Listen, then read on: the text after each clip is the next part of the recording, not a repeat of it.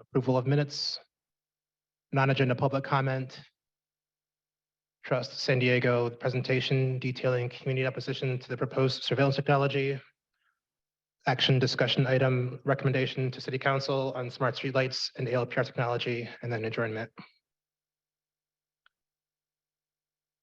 Start with roll call. Khaled Alexander, Present. Mihir Valari, Present. Robert Lee Brown. Not present. Lee Duran, Present. Tora Gentry Kelso. Not present. Sid Martinez. Here. Pega Parsi, Here. and myself, Ikanyanetu, I'm here. We'll move on to the approval of minutes from the previous meeting.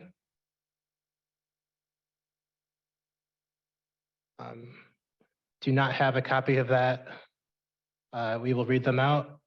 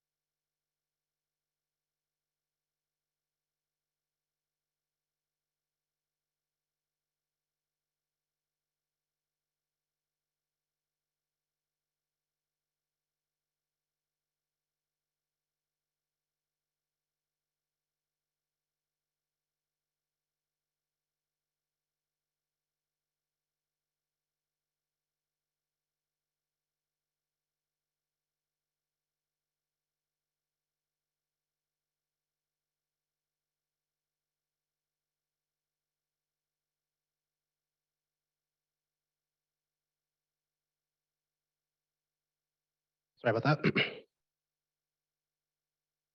May 31st meeting, all appointed members were in attendance. Dr. Robert Brown joined via Zoom for Just Cause. Motions that were passed included the acceptance of the minutes of the meeting for April 27th with one adjustment. Khaled Alexander requested and the board agreed to add the following to April's minutes. The question is directed to the city legal representatives, and the question is as follows. Could the mayor's budget request be considered soliciting the technology before the Privacy Advisory Board has had a chance to give a yes or no recommendation to the city council and mayor's office? Motions that also passed included the election of parliamentarian for Dr. Brown, nominated and unanimously approved by the board, and the election of the recorder, Lee Duran, who was nominated and unanimously approved by the board. Other matters discussed included update from the Smart Streetlights and ALPR First Pass Subcommittee. Committee Chair Pega Parsi provided a presentation that covered feedback from the May 25th and May 27th listening sessions in the community, actions taken by the subcommittee, and information received to date. Also discussed was an update from the Public Communications Subcommittee. I provided a verbal update on the activities in the subcommittee and planned actions. Also included were presentation by Brian Hofer, Executive Director of Secure Justice. Mr. Hofer discussed via Zoom the activities of the Oakland Privacy Advisory Council and responded to various community and board questions. There was a presentation by Dr. Donald Drips. Dr. Drips provided information on legal frameworks impacting the San Diego surveillance privacy issues and responded to various questions. And last but not least, presentation by Trust San Diego and San Diego Police Department follow-up Q&A was deferred to this meeting. Without further ado, raise a motion to approve of the previous month's minutes. I move that we approve the minutes of the May 23rd, May 31st meeting. I second that. If there's no further discussion, all in favor of approval? Aye. All opposed? Let the record show that it was unanimously approved by the board.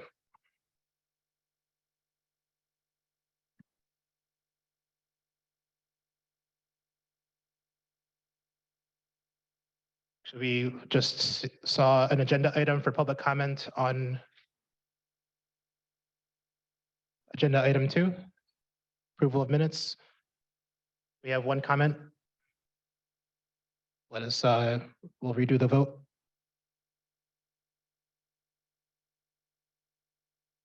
Sorry to not raise my hand sooner. Thank you. I just wanted to offer a quick procedural item about the meeting minutes process.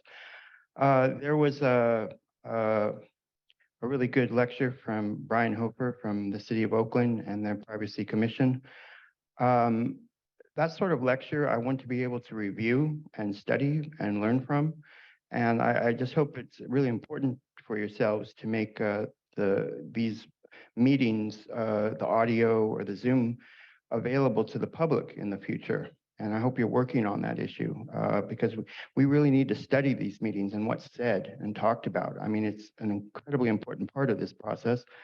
Good luck how to be working on this. I know it's a little slow right now, but it should be coming in soon. So thank you. If there are any comments on Zoom,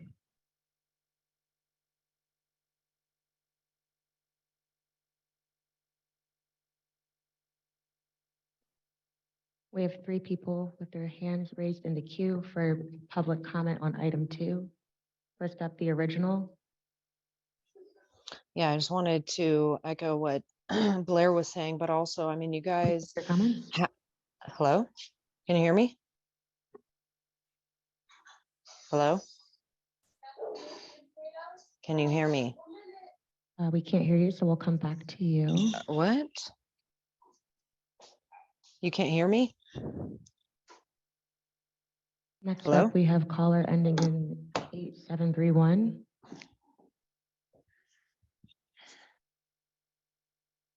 You couldn't hear, but you totally responded. How does that make any sense? All right, this is truth, and I love reading minutes. Also, like laughing or We're ridiculous going to recess stuff. for Obviously. 5 minutes just to fix some technical issues. Okay, it's hilarious. Okay, so I love reading minutes, and yet there was nothing to read. So because of that, I have a serious and simple question. How is anyone in the public supposed to provide comment on approval of the minutes when the minutes aren't even available?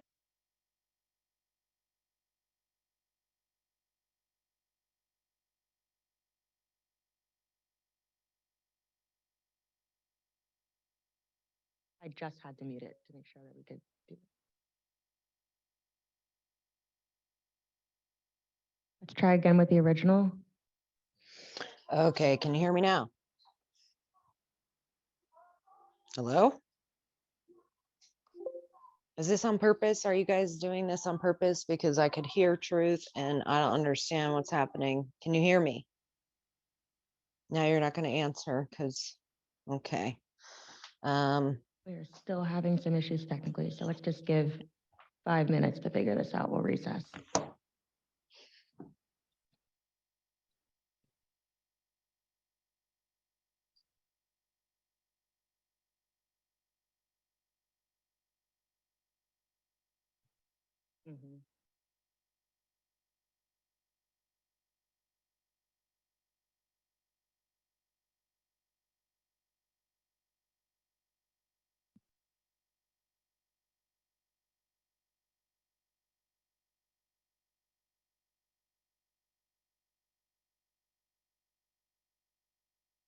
Try caller ending in 8731.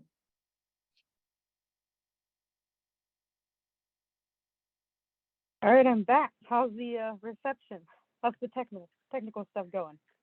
There we go. Okay, we're going to restart your time. Great, thank you. All right, this is truth once again. All right, we're starting here. So I love reading minutes, and yet there was nothing to read, only things to laugh at. So because of that, I have a serious and simple question. How is anyone in the public supposed to provide comment on approval of the minutes when the minutes aren't even available for the public to view online?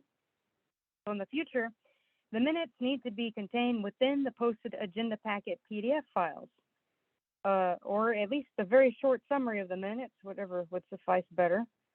The other items as well should contain at least a short summary description so the public can have some kind of idea of what to expect in the upcoming presentations. Otherwise, they may be deterred from commenting if they feel unsure of the topic or think something isn't of interest or important to them when it actually may be. So we can see there's some future improvements to be made, including on the technical end, but that's okay. It gave me a laugh, and that's a good way to start a meeting. So thank you. You can move on to the next caller. Thank you. Your time is up. We have no more callers in the queue. Oh. Well, the original we see will let you go too. 1 minute. Oh my gosh, you'll let me go too. I was on before and then you guys lowered my hand. Like what you guys are doing is ridiculous. This is a very important matter. You can't even post stuff on the agenda for people to see. And you guys continue to put things on other meetings because you don't have enough time, but you don't even start your meeting on time. That is a severe problem. And we have to now address items from the last meeting because you couldn't do it before, but you have all of these issues that keep you from being able to do this. And this is supposed to be providing the public with a space to talk about a surveillance ordinance that's coming down upon them. And this is basically your last meeting before you guys got to give the mayor some information. So, I mean, this is very negligent on your guys' behalf to not have all of this squared away. It's not that hard because you're using the same chambers that the city council uses. I don't understand why you can't use the same platform as they use to make sure that these meetings go in a conductive manner, because this is something that the people need to be aware of. You can't just be providing Your an time is up. agenda with no information on it. That concludes public comment on item number 2. For the record, the board has been very insistent that the meetings get posted as soon as possible. So I think the public comments only echo the sentiment that we're feeling there. So thank you for that. If there's any board comments, otherwise we'll redo the vote for approval of the minutes as stated. All in favor? Aye. The record show that it was unanimous. Moving on to item 3, non-agenda public comment. We have one in-person comment for Smart Kiosk, or for Smart Kiosk by Blair Beekman.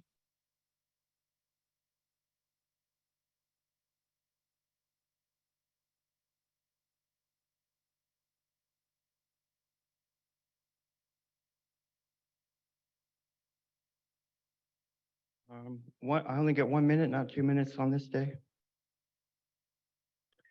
Okay, with 53 seconds, can I have the timer over? I'm hoping that we can improve upon recent privacy laws and protections with smart streetlights and kiosk data collection.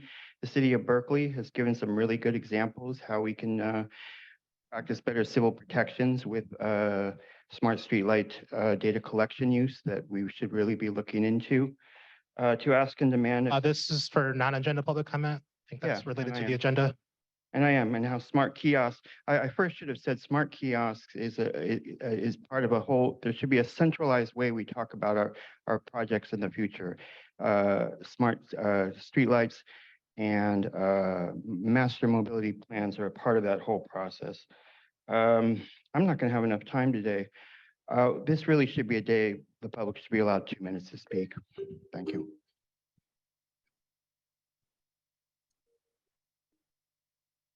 We have 3 callers in the queue for non-agenda public comment, starting with the original. Wow, you guys do not waste any time coming down on the public with them trying to talk about stuff that is really important. I mean, you guys It's rather ridiculous. You should let Blair just talk. But this is the thing, is that you guys don't even give us enough time to address anything. And you don't even have that many speakers in the queue. So you act like you got 50 speakers waiting to speak. So you're only giving us 1 minute. You guys are very good in line with all of these other boards trying to silence the people, all while you say, we need the publics to comment. We need them to come in. That's why we're giving them no information on the agenda. That's why we're cutting their time to speak. Either you want to hear what the people have to say or you don't. So don't virtue signal like you do and then give the people 1 minute when there is nobody in here trying to talk to you guys. You want to get in and get out.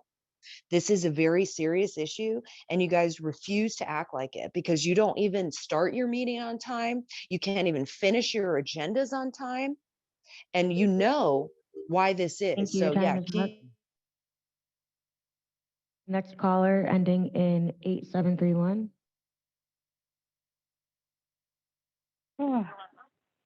It's truth. It was great to finally watch a PAB meeting on YouTube. Thanks for the upload. But when it's possible, get a decent camera or phone and set it up on a tripod to record future meetings. I did enjoy hearing the historical fact that there's no security without liberty. The Fourth Amendment was also referenced, which does in part, quote, the right of the people to be secure in their persons, houses, papers, and effects against unreasonable searches and seizures shall not be violated, end quote. I also heard a point from a speaker about how spy cameras only work if somebody's already dead. Very true. It appears that some police officers no longer want to do their jobs and they're just relying on a bunch of tech. But of course, we don't have enough police officers due to the city council's demands that they get the deadliest clot shot ever unleashed upon people in human history. So a lot of them are never coming back or they're dead. And you can thank people like Shani Rivera for that sick, sad, new normal nightmare. Board member from the Oakland Privacy Advisory Board that spoke did an incredible job of giving you all advice that you absolutely need to take to deal with the corrupt city council that San Thank Diego you. has. That's time. Moving to our next speaker, Maya Little-Sanya. Hi, I'd just like to encourage everyone listening online or in chambers, if you care about matters of surveillance of any kind, that you contact your city council members, because ultimately, regardless of what the Privacy Advisory Board recommends or doesn't recommend, the city council is one who makes the decisions. And so call them, email them relentlessly to say no to mass surveillance of any kind in San Diego. Again, a Privacy Advisory Board only offers advice that the city council may very well reject and move forward with anyway.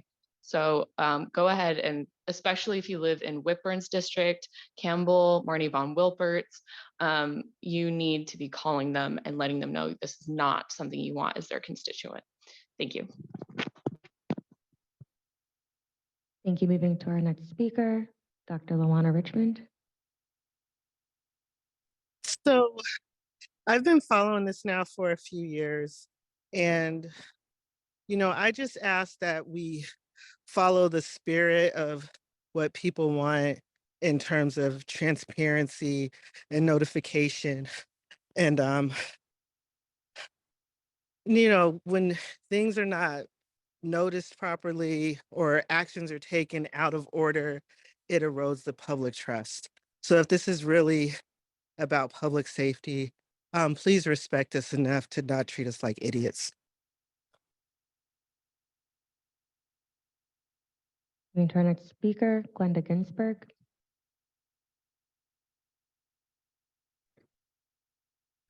I feel there should definitely be surveillance cameras. I feel it's very helpful to the police to catch people who have been who have committed offense. Ma'am, this is not And agenda I public very comment. strongly believe that Ma'am, this is it not doesn't agenda public interfere in people's comment. privacy. I don't know what. Folks, I need to remind you, this is non-agenda public comment. If you're calling about the Smart Streetlight Program, please wait until item 6, and then we'll happy to take your comment. And that concludes non-agenda public comment. For the record, the Privacy Advisory Board does not have city clerk assistants for boards and commissions. So as it pertains to getting things posted and having things read out on time, something that we want to get out there. Thanks. We also have quite a few comments that are submitted in person here. So ultimately, the time allotted per person is dictated by how many that we see coming in. We'll move on then to item 4, Trust San Diego presentation detailing community opposition to the proposed surveillance technology.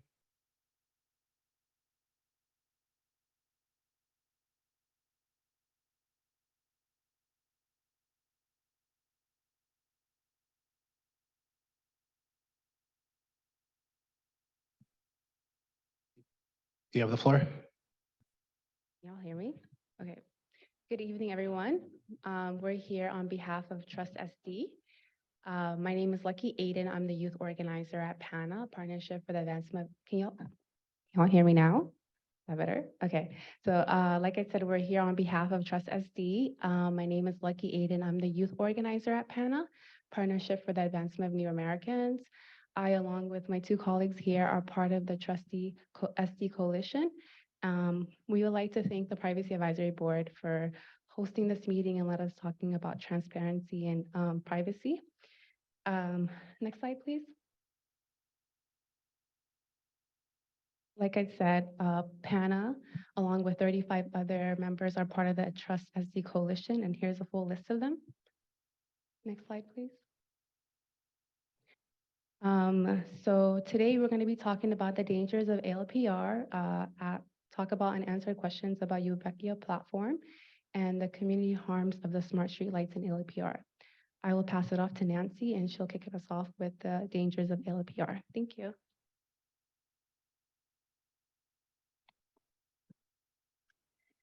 Hi, good evening. My name is Nancy Relaford. My pronouns are she and her. I'm an organizer with the group Showing Up for Racial Justice San Diego, SURGE, as Director of Safety and Security for the UC San Diego Library until retiring in 2016. I learned the difficulty of protecting both safety and privacy in a public space. And I saw the increasing risks to privacy rights as surveillance technology and the surveillance tech industry evolved. I'm going to talk about ALPR, Automated License Plate Recognition, or readers. I'll start by noting that we still don't even know, as far as the last I heard, what vendor or technology SDPD are proposing for ALPR, or what capabilities it may have. But ALPR technology in general has a track record of questionable effectiveness and serious privacy harm.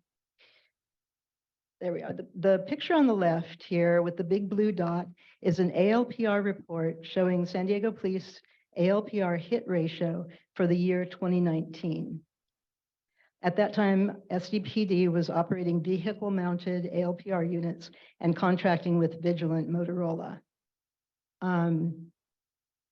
Detections here refers to all individual license plates captured by ALPR units, and hits are when a detected license plate is on a hot list of plates being looked for at the time of detection. In 2019, as you can see here, it's too small here, but I'll tell you. In 2019, SDPD collected a total of 86,729 detections of license plates. That's the big blue circle. In case you can't see it, there's a very tiny slice in that pie, a thin line at 12 o'clock. That line represents the hits, a grand total of 37 hits for the year 2019. 37 hits out of 86,729 detections. And these percentages are pretty representative across agencies using ALPR.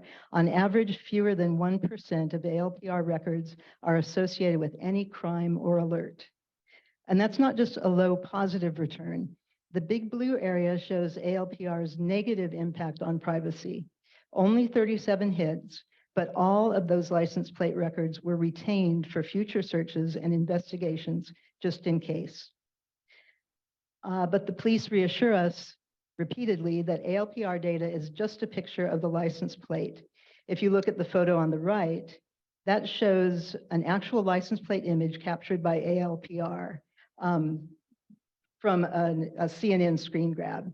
It was provided in response to a private individual in San Leandro who submitted a PRA request for ALPR records of his own license plate and went public with the results. This is his car in his driveway with his children getting out. Photos showing much more than just your license plate, part or all of the vehicle, people in and around it, surroundings, even minutia like dents and bumper stickers are captured along with a time-stamped record of your location, so that over time, your movements, places you visit, people you associate with, are all available for future searches by law enforcement with no wrongdoing or suspicion to justify it. Next slide, please. Accuracy is also a fail. The known error rate for ALPR hits on license plates is at least 10%. ALPR errors have led to an unknown number of false positives, resulting in innocent drivers and passengers being pulled over and detained, sometimes at gunpoint. The impact is greatest on Black and brown people, immigrants, and other groups already subject to bias and over surveillance. Even erroneous police encounters may create or add to criminal records, and police stops can be traumatic, dangerous, or even fatal. And finally, next slide. Thank you. There are many reasons why collecting and storing massive amounts of ALPR data threatens everyone's privacy and safety. I want to highlight a new threat. ALPR data can and will be used to track and prosecute or sue people seeking medical care that has been outlawed in their home state. This also threatens San Diegans, medical providers, and ordinary people who help someone seeking an abortion, gender-affirming surgery, or other care. We've already seen this with ICE and other federal agencies pursuing ALPR data for immigration enforcement. ALPR data isn't only vulnerable to hacking that can be somewhat mitigated by encryption. The much more common, everyday, documented threat is informal sharing between individuals or agencies, exemptions for task forces and other collaborations, commercial data vendors, and misuse or abuse of authorized access. Departments throughout California, including San Diego, have been found to be sharing ALPR data illegally with inadequate policy enforcement and audit procedures. In short, ALPR technology enables dangerous, warrantless, and unwarranted mass surveillance, collecting and storing personal data on huge numbers of individuals who are under no suspicion and threatening the safety and privacy of all of us. SDPD has not provided sufficient information to demonstrate that they understand these privacy risks and can be trusted to protect the community from them. We ask the board to oppose or not recommend this proposal. Now I'll pass it on to Jacob. Thank you very much, Nancy.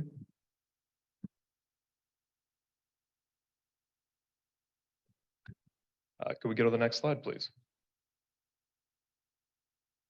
So, hello, everyone. My name is Jacob Vandehei. I'm a D3 resident, a member of the Democratic Socialists, and a biomedical engineer. In my career, I specialize in studying human performance. I do a lot of human subject research for my laboratory, and part of my training focuses on protecting personally identifiable information and personal health information as much as possible.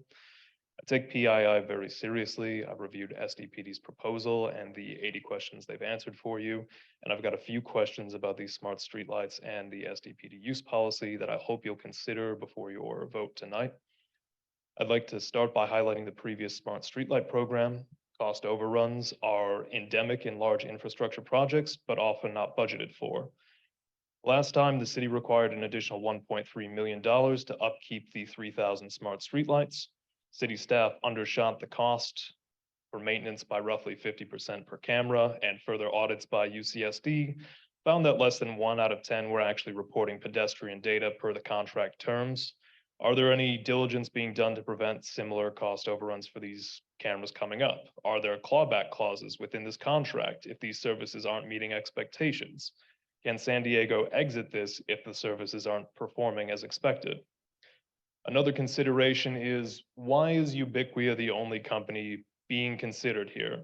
Back in 2020, when the city was trying to renew the first 3,000 cameras, Ubiquia was the proposed contract. There was a proposed contract for $7 million with them. Within that was 10% or $700,000 was a payment for their services in 2020 while the cameras were off. There were also terms in that contract to allow the city to exchange 1,000 cameras for future credits on a replacement. So are there similar stepping stones or terms built into this for the city to access those previous 3,000 cameras? Next slide, please. So this is the Ubiquia APAI Smart Streetlight.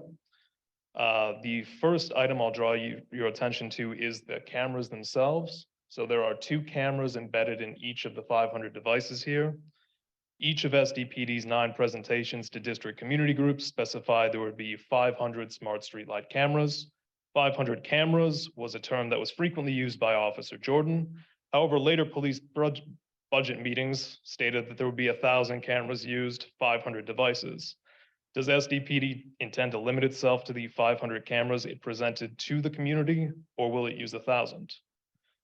Up above those cameras, you can see the PoE and port that stands for Powered Ethernet, which supports third-party camera and device integration. Companies like Ubiquia don't sell this product in a vacuum.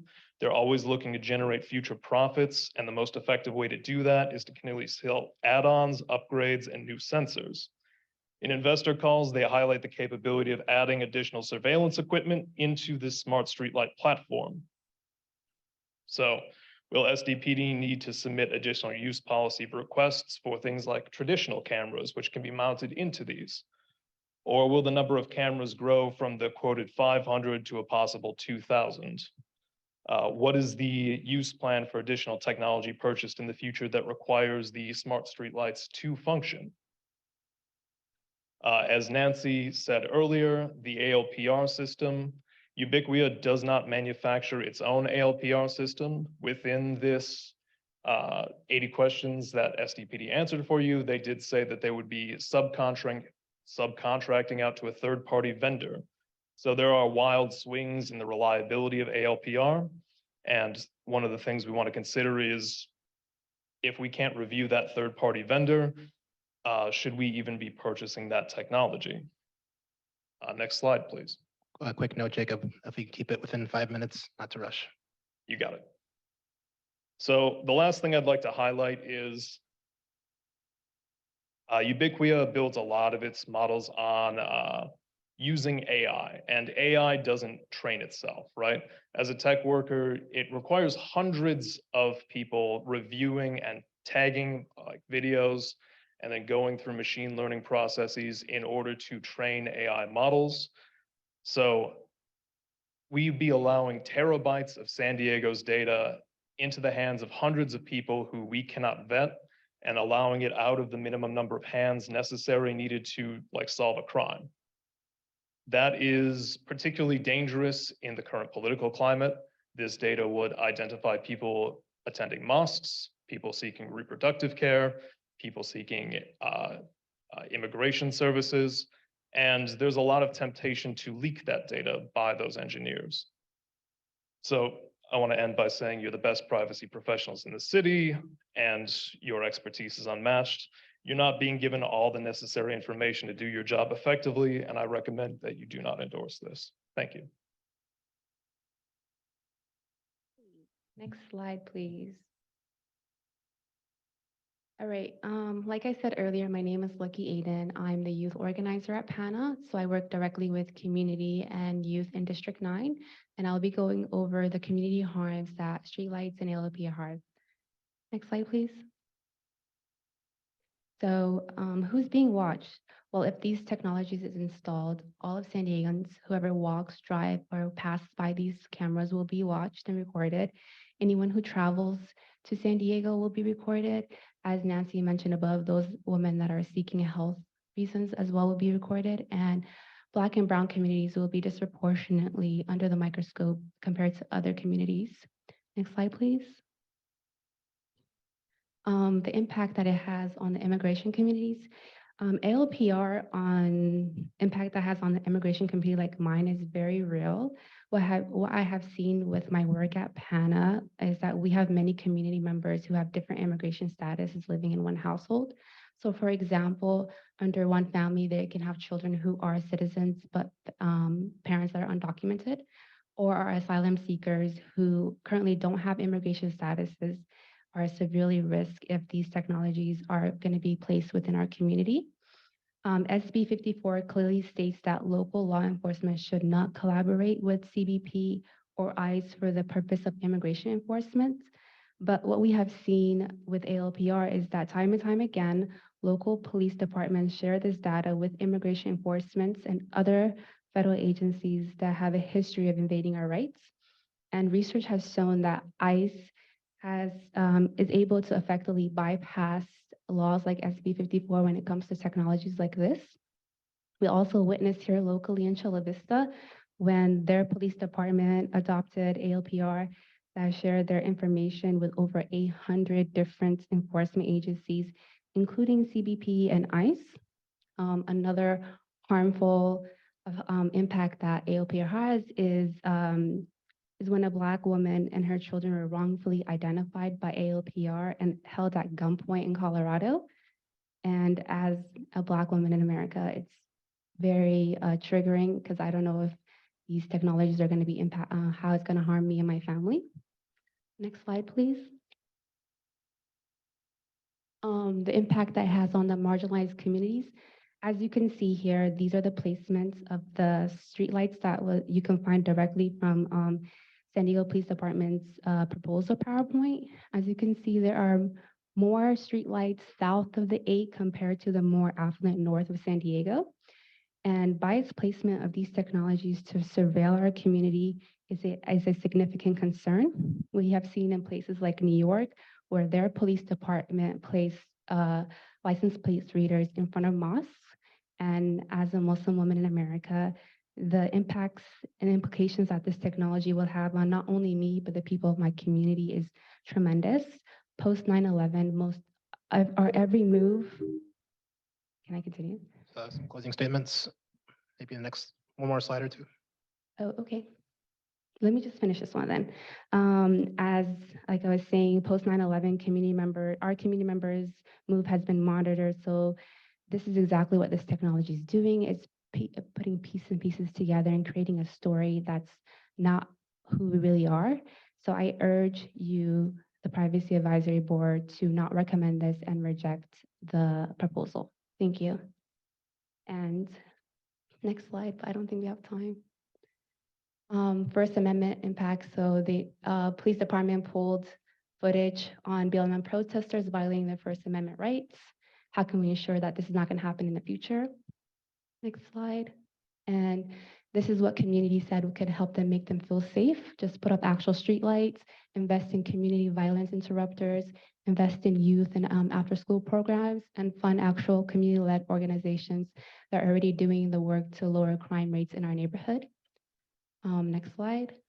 So that's all for our presentation. If you have any questions, that's all, can answer them as well. Thank you. Thank you, Trust SD. The presentation in full is posted on the PAB website.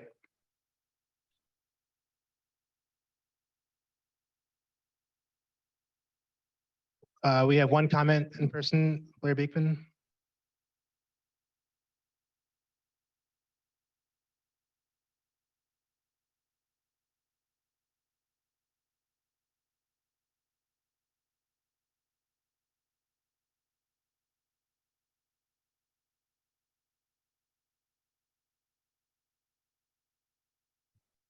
Hi, thank you. This was a really good lecture. Thanks a lot. It was nice to hear. I'm learning for the first time the concepts around, believe it or not, that with the smart streetlights, the use of ALPRs, they can be those mounted cameras as shown. They can also be cameras within the smart streetlights themselves. And I think we have to be clear on that subject matter and know what we're working with. And it's a lot. Ubiqua, it's been explained to me during the police lectures of a few months ago. They own the tech, the data collection tech from all previous years now and currently. So those are a lot of questions and availability of smart streetlight tech that's available to use at this time. I hope we really are considering that we can use less amounts of ALPR than the current 375, and that we have those conversations here today. Thank you.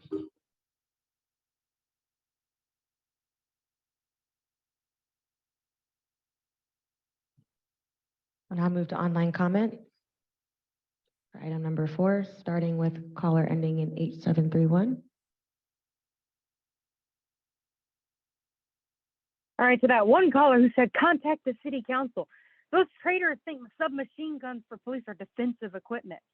So who do the police work for when they're trying to track us with tech they know doesn't stop crime and rarely even stalls crime, a lousy 1%? Stupid smart streetlight maker Ubiquia has a white paper entitled Balancing Public Safety and Privacy. That's the main problem in this country today, compromisers of rights. We want people to know that Trust SD is affiliated with extremist organizations such as PANA, Black Lives Matter, and the Democratic Socialists, just to name a few. But no matter other political maneuverings, one thing that everyone can agree on is the right to privacy. That's why every person in this country needs to become an American. That's right, I said become. And you do that by knowing your creator endowed rights. Read the Constitution for the United States of America. It's the first document in the world that said people were born free. If you don't know those rights and claim those rights, then you have no rights. Don't expect any organization or leader to protect your rights for you. Thank you. That concludes your time. Moving to the original. The negligence going on is off the charts. There is absolutely no transparency when all of the things that the police are saying are, wishy-washy, and they're saying it's going to be 500 cameras, and then it's really 1,000 cameras. This is absolutely atrocious because there is no way at all that you'll ever be able to make sure that the data that's being collected isn't going to be used against all the people, and everyone is being surveilled. So you guys, as you're claiming that you're going to be a privacy advisory board, then you should be doing things to protect the privacy of every individual. And if you let this go into the city council and be approved, saying that you think that this should go forward without addressing all of these transparency issues and conflicts that are being raised, then this should not go through. Thank you. Your time is up. Just a reminder to folks in the queue raising your hand, this is for item number 4 on the Trust San Diego presentation. The board will take up the smart streetlight item on item number 6. Next up, we have Ramo Abdi. Hi, good evening. My name is Rahma Abdi. I'm calling. Can you hear me?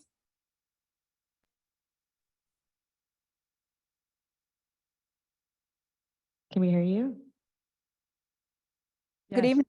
Good evening. My name is Rahma Abdi. I'm the director of organizing campaign at PANA, the Partnership for Advancement of New America. I'm also a member of District 9. My community, which is largely made up of Black Muslim refugee communities, are at risk of being targeted by civilian technology and being exposed to unjust enforcement of effort.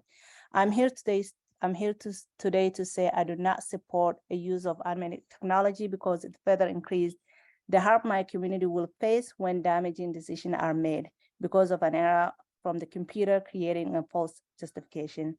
And I urge you not to recommend this. Thank you. Thank you. Moving to our next speaker, Yadi. Hi, in addition to echoing other commenters, I encourage the public to tell Sacramento they support surveillance tech regulation bills currently being heard. ALPR regulation bill AB 1463, sponsored by Oakland Privacy, which further regulates the retention period to 30 days. AB 1034, sponsored by ACLU, which will continue the moratorium in use of facial recognition technology on police body-worn cameras. And AB 1486, sponsored by AFSC, to further clarify requirements under AB 481 regarding the regulation of military equipment used such as drones, autonomous vehicles, and firearms. All these bills have passed the Assembly and are currently being heard in the Senate. Please, San Diego, call in and support. Thanks. Thank you. Moving to our next speaker, Ilka.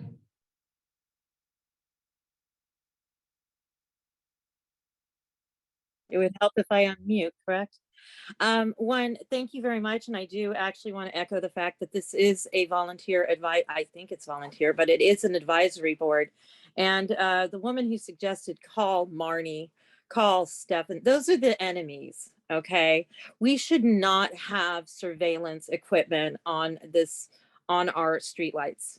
It is not effective, and I'd like to, I don't have the exact numbers, but I'd like to bring up the CLERB study where they compared Blacks, Hispanics, and whites when they were pulled over and they were searched. And in the Black category, under 10% had paraphernalia of some sort on them. Hispanics had approximately 20%, and white Americans had 87% of paraphernalia. And in Germany, when these type of technology was being used, there were about 87% of the tickets that were ineffective. This is the wrong technology, and it is an invasion of Thank people's you. rights. We have 3 more speakers in the queue for item number 4. Our next speaker is Catherine Douglas. License plate readers are critical technology needed to quickly and fairly solve serious crimes such as homicides, carjackings, human trafficking, kidnapping, felony assault, assault with a weapon, serious injury collisions, hit and run, fatal collisions. I want these crimes solved quickly and fairly, and so do victims and their families. This technology does not record on any private property. Access to video is tightly controlled. It does not include facial recognition. It is not used for immigration purposes. Anyone adverse to smart streetlights and license plate readers is either aiding and abetting criminal activity or has failed to do their research to truly understand how, when, and why this technology is used. Thank you. Thank you. Moving to our next speaker, we have 2 more in the queue. Eric Anderson. Hello. The Trust Coalition did a lot of work putting together slides and visual aids for this presentation, but the camera was pointed in the wrong direction. The public, who is entitled to transparency, did not get a chance to see them. Now that you're aware of this issue, now that you are aware of this issue, please do not turn the camera to show the visual aids of the opposition. Okay, and also none of the video from the last month Privacy Advisory Board meetings have been available to the public. So that is a concern as well. Thank you. Moving to our next speaker, we have 2 more speakers in the queue for item 4. Layla Aziz. Hello, my name is Layla Aziz. Can you hear me? Yes, please make your comments. First, I want to thank the Trust SD Coalition for the presentation.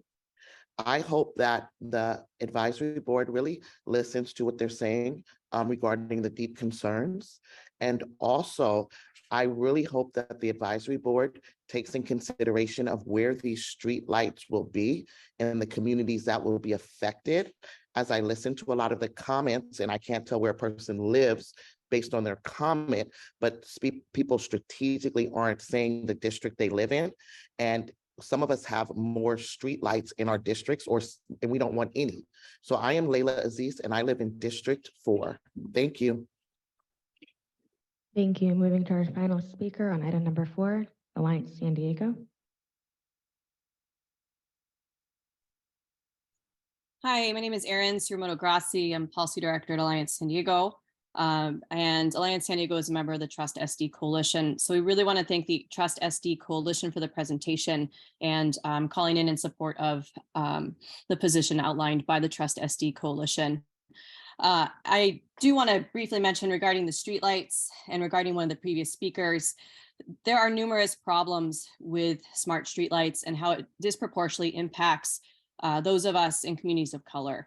I can speak to it directly. Where I live, for example, I cannot leave my house without having to pass by a smart street light. There is no way that I can go for a walk, go for a run, drive to work. And even when I drive to work, there are smart street lights right in front of our office. And so I think it's really important that this body take into consideration the disproportionate impact this has on communities of color. And I will also speak to, because I have spent many years watching the implementation of Senate Bill 54. And I'll just mention that there are numerous occasions where there have been immigration consequences. Thank you. Thank you. Your time's up. Our last speaker is Genevieve Jones-Wright. Hello, my name is Genevieve Jones-Wright. I'm the Executive Director of Community Advocates for Just and Moral Governance, or MOGO, and we are proud founding members of the Trust SD Coalition. I want to thank the coalition for amplifying the voices of impacted community members. And I take umbrage with some of the comments that were made that were directed towards our immigrant community members. And one of the commenters who talked about membership in the Trust SD Coalition and people who would be against this type of technology. So I thank this board for allowing Trust SD to make this presentation, because these are the things you all have to consider. When we talk about why Trust SD was formed in the very first place, it was because we could not trust what law enforcement even told city council members. I asked this board to look behind what law enforcement says, and you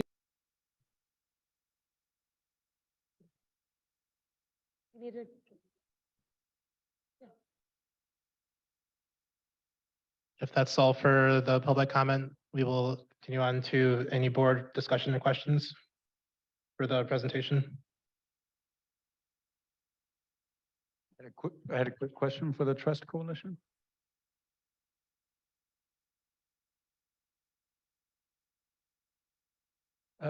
I know that the Trust Coalition has done a number of meetings kind of throughout San Diego, meeting with the public, and we're able to do more meetings than we were as a committee, but even then the outreach that was done by the San Diego Police Department.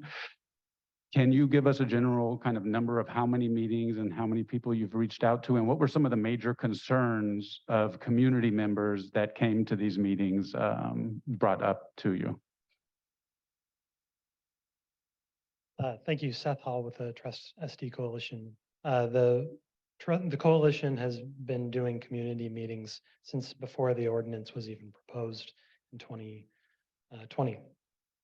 And so we've been doing physical community meetings. We've been doing virtual community meetings recently since the board began hearing this item. We've done a couple of events. I would be hard pressed to report back to you any community sentiment beyond the concern. It's often a lot of the concerns that you heard tonight from commenters and my predecessors. There's additionally concerns about how well the police department is positioned to actually control this technology. I guess I'm struggling to recall, a strong sense of support. We've educated a lot of people about surveillance, and in general, I think we've just constantly run into a lot of concern about this technology.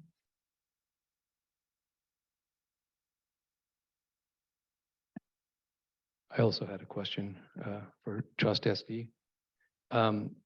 Thank you for the presentation. I thought there were some very insightful points that came from the presentation. And I had a question regarding the effectiveness of the program. The presentation pointed out that there were 86,729 people who had their license plates read, and out of those, only 37, there was an actual hit of 37 out of that number. So I'm just curious to know, is your organization familiar with any systematic studies that have looked at the effectiveness of this technology besides the numbers that were mentioned here? Yeah, we are. If you look up a study of ALPR from, it's called the Independent Institute, they did a study of the effectiveness of ALPR. I believe the title of the report includes the word failure, so that might give you a sense of kind of what they came up with.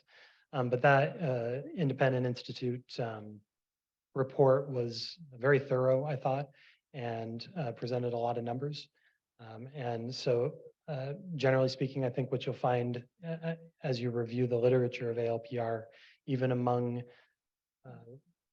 those who you might think would be its proponents would be that the technology struggles with the concept of effectiveness, and that might be because of what people mean when they say effectiveness. People have perhaps a vision in their mind of what this technology is going to be effective for, and that may not totally align with what the technology actually does, right? So I think we may be imagining that this technology can readily provide solutions for the problems we think it can, and in fact, it's not designed for that.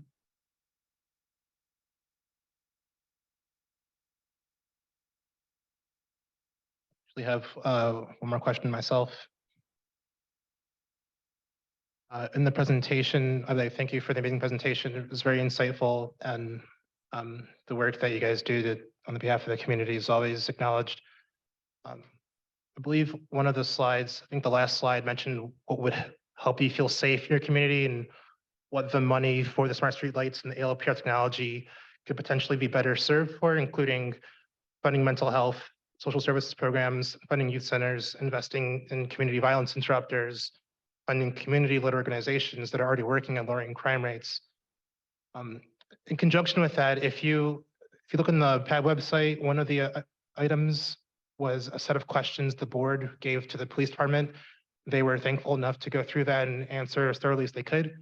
The question that I'm referring to is in that same vein, and it reads, per the San Diego Police Department procedure, regular operation of ALPR should be considered as a force multiplying extension of an officer's regular patrol efforts. A common theme among victims of crime in San Diego is that the department can sometimes be too understaffed to more quickly respond to crimes when the department is notified of a crime. And it's go on to say, what kind of analysis was done to ensure that the funds used for smart street lights and ALPR can be better served or to funding more officers?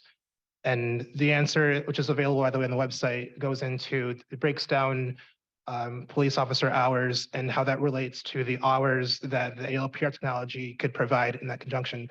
So I ask you, Seth and Trust SD, what do you have to say about the effectiveness of actual police officer hours versus the effectiveness of this widespread monitoring? And is this really, do you believe this be effective use of the time and efforts?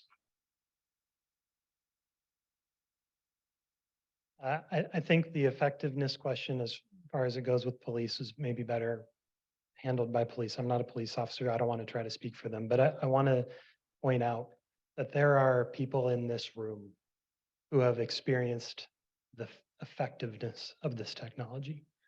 They were scanned falsely by ALPR. They and their families were pulled out of their vehicle on the highway with guns held to their head. They're in this room. Okay, these were activities that shaped the work of the people that experienced this. So force multiplier, effective, these are words that are being used, and I'm not entirely sure that they're being appropriately defined. These algorithmic machines can make mistakes. They can cause problems. If they've ever solved a problem, I have no doubt that mass surveillance, if you put up mass surveillance everywhere, you know, that you might solve a couple problems while you create an entirely new host of more serious problems. So I would, thank you. I would just quibble with the, I would ask the board to consider what we mean by effectiveness and exactly what kind of forces are we multiplying. Thank you.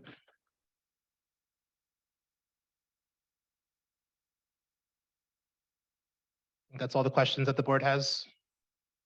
Oh, sorry. Can you speak a little bit of, the Trust Coalition was actually involved, I believe, in creating this ordinance that was, that we're now, that results in us sitting here now and people from the public coming to speak to. Can you talk a little bit about what the intention of this ordinance actually is and what the purpose of the Privacy Advisory Board is as written by the Trust Coalition and voted and accepted on by the council, city council?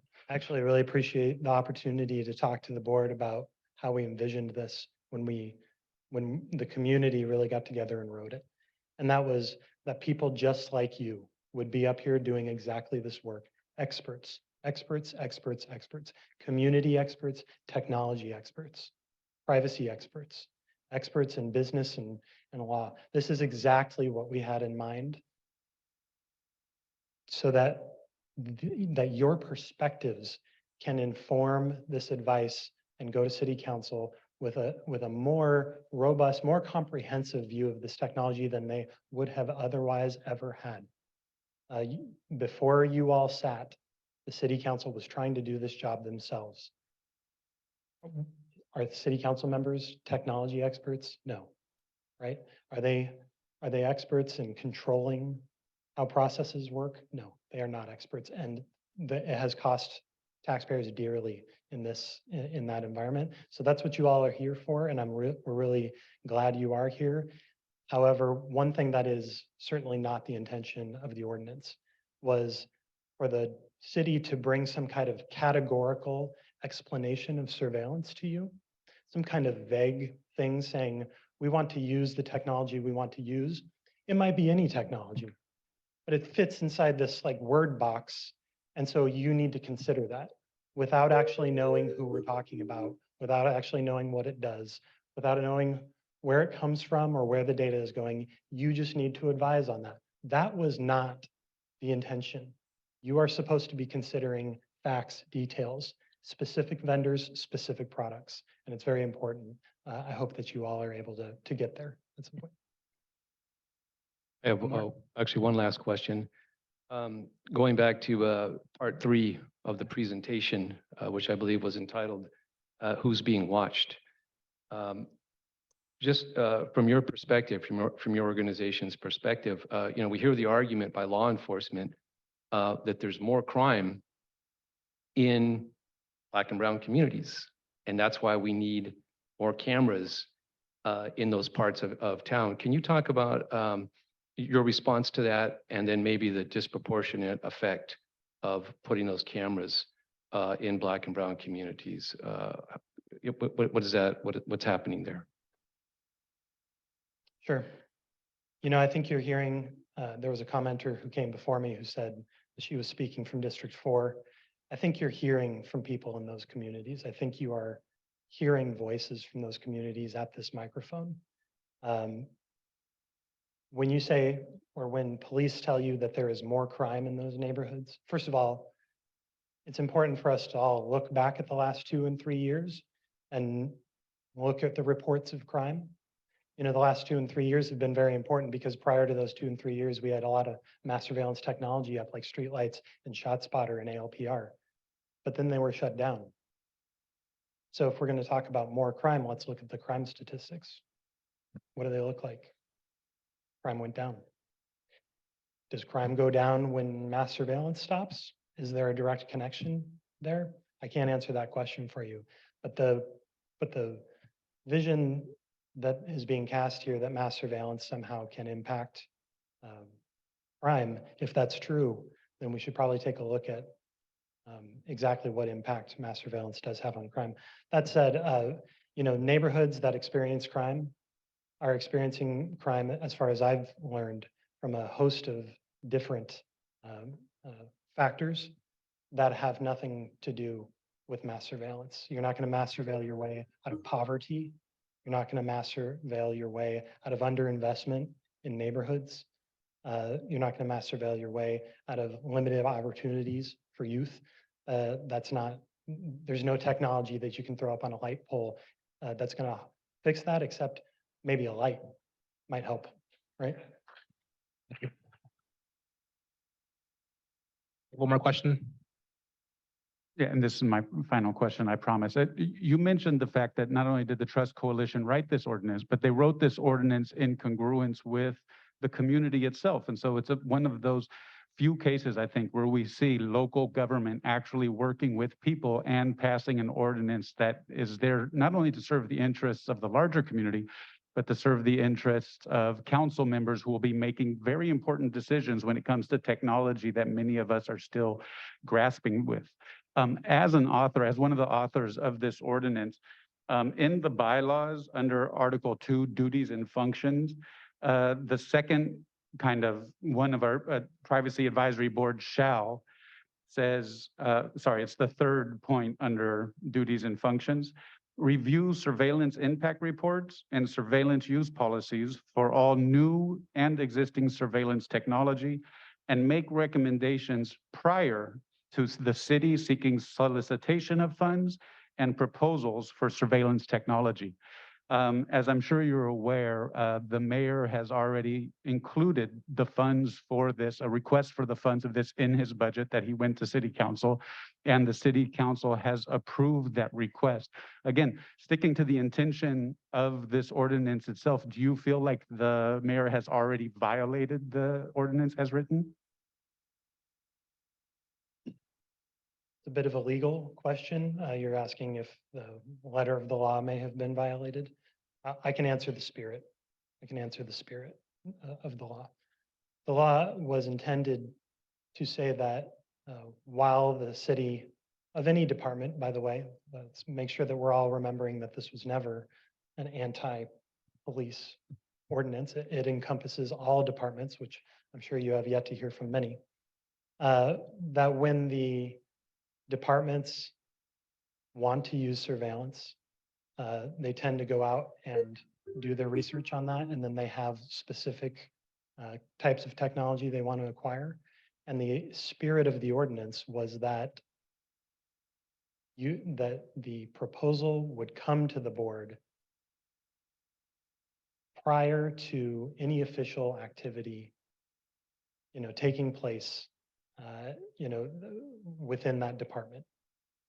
My understanding of the budgeting process is that the budgeting process can be somewhat optimistic and future looking, and it doesn't always work out. So I'm not sure whether the mayor budgeting something violates the ordinance. However, if any department has engaged a vendor, and gone down the road of acquisition with them prior to getting city council approval to do so, I think that would potentially be a problem that would need to be looked at.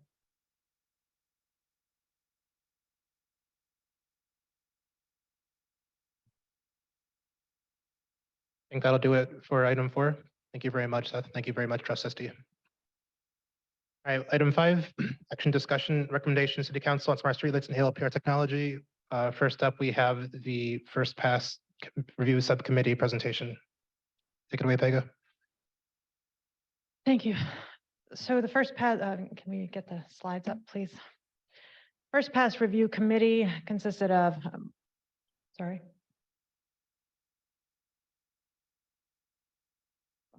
the city's asking for a 5-minute recess.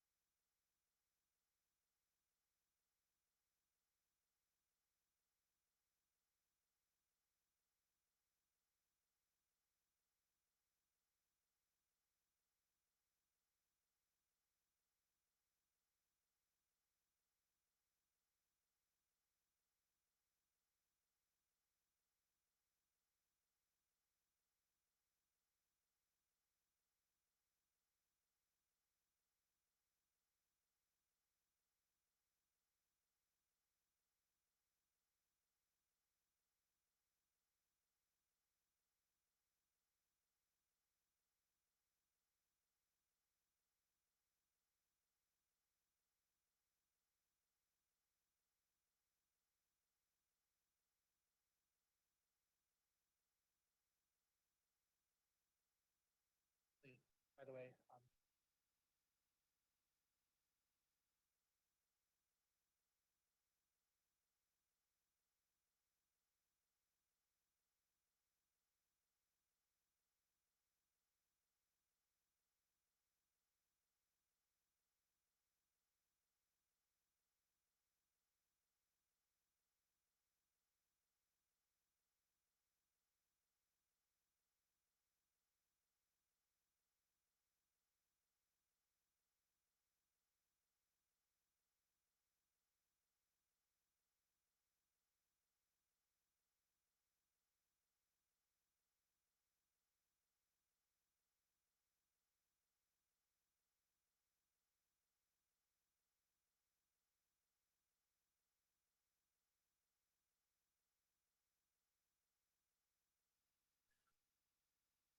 hand it over to Chair of the First Pass Review Subcommittee. All right, thank you very much. My name is Pegah Parsi. I'm the Vice Chair of the PAB, and I was the Chair of the First Pass Review Committee. Can we go to the next slide, please? The subcommittee consisted of these fine folks that are listed here. Next slide, please. The proposal timeline that you see here was presented already at last month's meeting. I just added what's happened since the May 31st, which was we extended another invitation to the police department and submitted some additional follow-up questions. By June 16th, we had not heard back about our invitations to speak with the PD. And yesterday, on June 21st, the PD did provide some written responses to our questions. The subcommittee, there were 4 of us, we were split.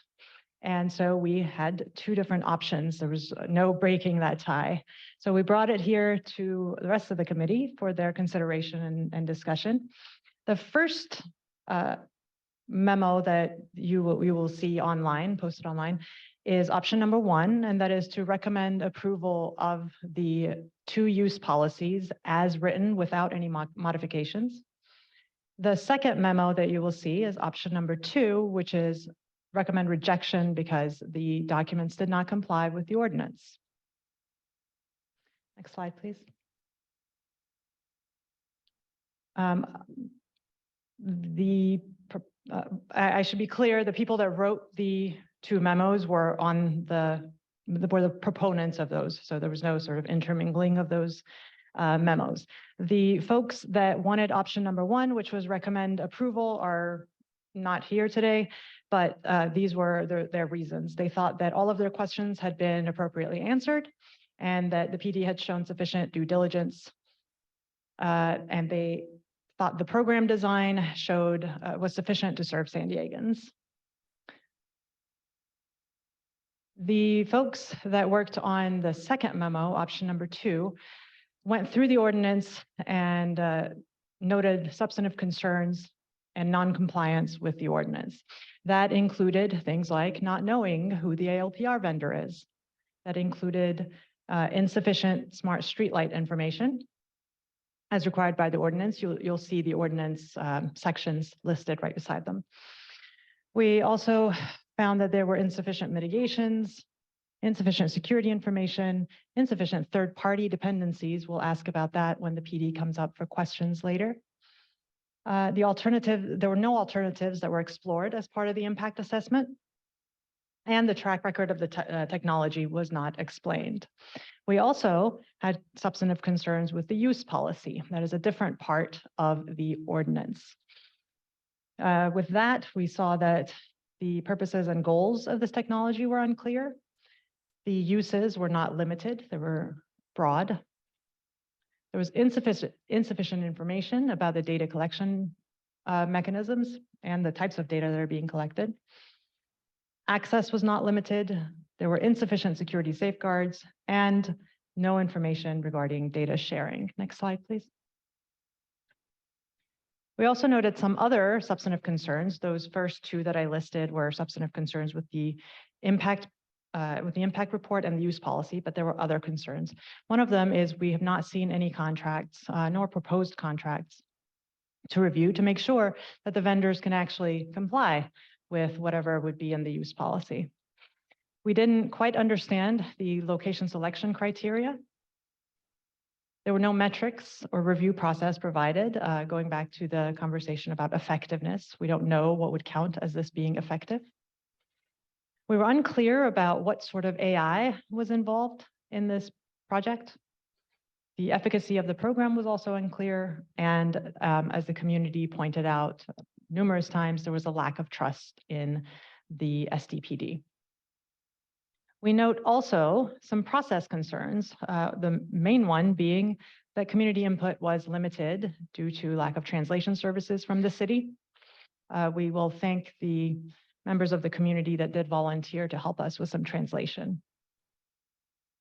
There was also a lack of collaboration between the city and the PAB, really, as well as the SDPD. Like I said, we did try to meet with them several times to hash out some of the questions that we had, and that just didn't materialize. A very, very important piece of this is about the ordinance timeline. And I want to clarify what this issue is. So the ordinance requires that a city unit that wants to use a surveillance technology provide a notice to the chair, Ike here, provide a notice along with a surveillance impact report, as well as a use policy. All three of those have to be together. The ordinance also defines what is supposed to be in an impact report and what is supposed to be in a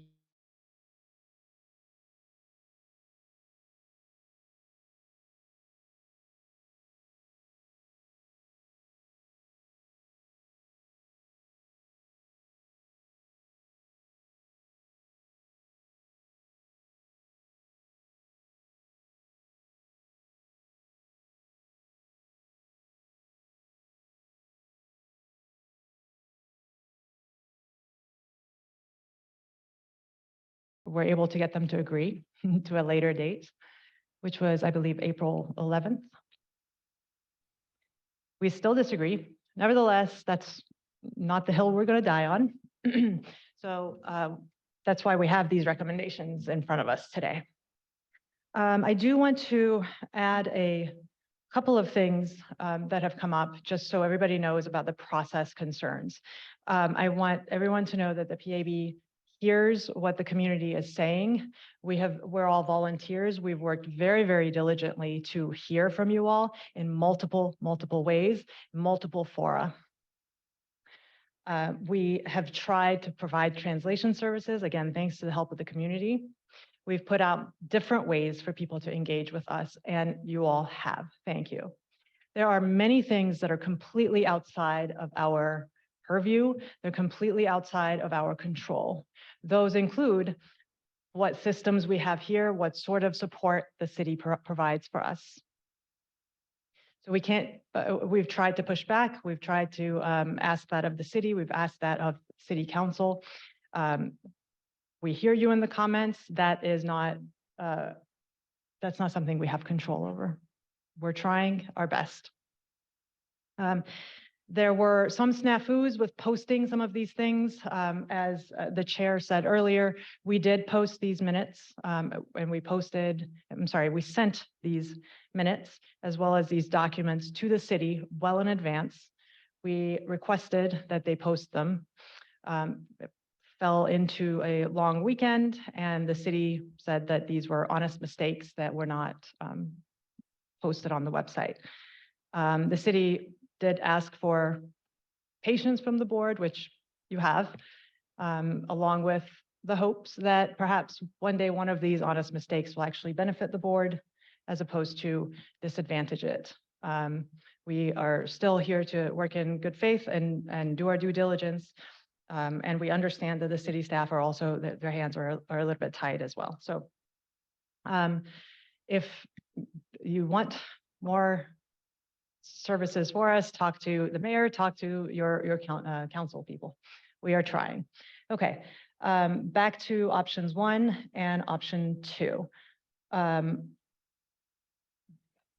Is there anything else that you'd like to add for you were part of the committee? Okay.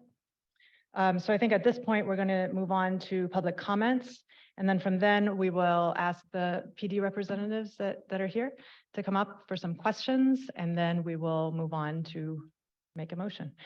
For those of you that came late or just don't know, if you want to submit a comment, there are slips right in the back by the door there.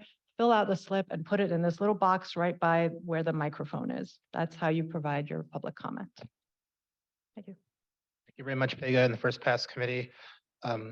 Sit tight, we've got quite a few comments. We're going to go ahead and announce a couple. So we'll start with Keith, followed by Nena Okwagu, followed by Diego Bethia, followed by Seth Hall and Jacob Lurton. It's Keith, followed by Nena, Diego, Seth, and Jacob. Yeah, if you could come and get close to the microphone when you hear your name come up, that'd make this process a little more quick. Thank you.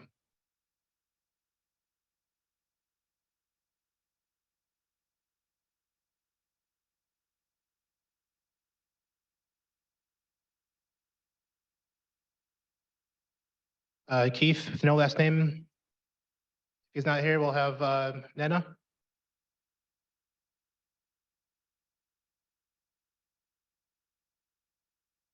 There is a grave concern that these smart streetlights pose. The honest truth is that smart streetlight surveillance imposes on the democratic and personal right to privacy, and also is simply not what the community needs.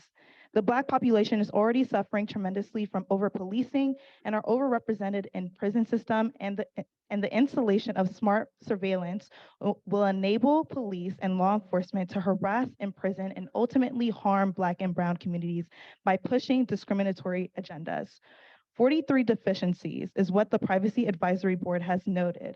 That in itself already shows that smart streetlight surveillance is detrimental to community members. Lastly, the social contract states that us as community are willing to give up some of our rights for the sake of protection. But when us as a community are telling you that this is a right that many of us are not willing to give up because of the repeated abuse and negative results, I hope you listen and do not endorse this ordinance.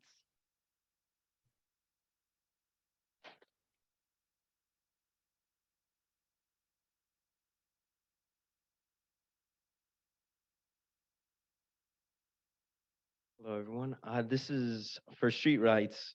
It has been estimated that these streetlights would be costing $4 million, $4 million coming from the city's general funds and grants. This money could be used for other purposes, as the Trust SD Coalition stated, as well as supporting the homeless community, which is currently being pushed out of several areas. So $4 million could be built a homeless shelter, or to provide mental health services to get people into working jobs so they can care for themselves.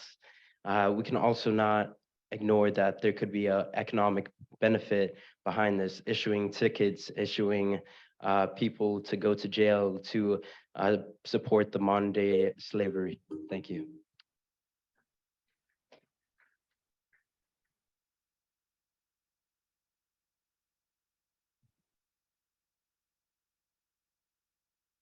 I'm Jacob Certain from District 3, and I support option 2 for all its stated reasons. The streetlight project is already a failure, and we should let it die. SDPD originally snuck these in behind council's backs and installed them with strategic racism. After a nary a wrist slap, SDPD wants to double down. We're still paying millions each year for streetlights that provide no civic benefit, right? Now we're being told, oh, just another couple million per year, and maybe we'll get a crumb of utility. But that crumb sacrifices privacy and civil rights. The sales pitch from SDPD hand-waves digital masking, but two problems. First, SDPD systemically fails to care about privacy and civil rights. Remember when they used streetlights to spy on mosques because of Islam? Second, research by police officers, sociologists, and the FBI tells us that 40% of cops self-report that they have been physically violent with their spouse in the last 6 months. This is a domestic violence rate 15 times higher than the general population. Will a bad apple cop be able to use this technology to stalk and harass their partner? What measures does the city have outside the police department to hold the users of this technology, police, accountable? Does this technology prevent crime? In cities where it's used, has crime dropped? Has it dropped because of streetlights? Will it have any effect in Thank you. San Diego? Seth Hall, followed by Elizabeth Efford, Lon, and Stacy. Thank you. I just ask that you guys take the community's perceptions into your minds, but ultimately you're here to make expert advice, and each of you has expertise. And I think that the city council deserves advice from each of you that is deeply imbued with your expertise. You're not called here to make political decisions, and honestly, whether this system gets acquired or not is not your decision. You've been called here to give expert advice. Some of you are community experts, some of you are technology experts and experts in other areas. And I think it's very important that you consider yourself in that expert role that you often find yourself in, and you determine, is this the proposal that you recommend? This is the one with all of its issues, with all of the community pushback. This is what we're going to recommend to our city leaders. And whether that's true, I hope that you really use your own expertise to decide. Thank you.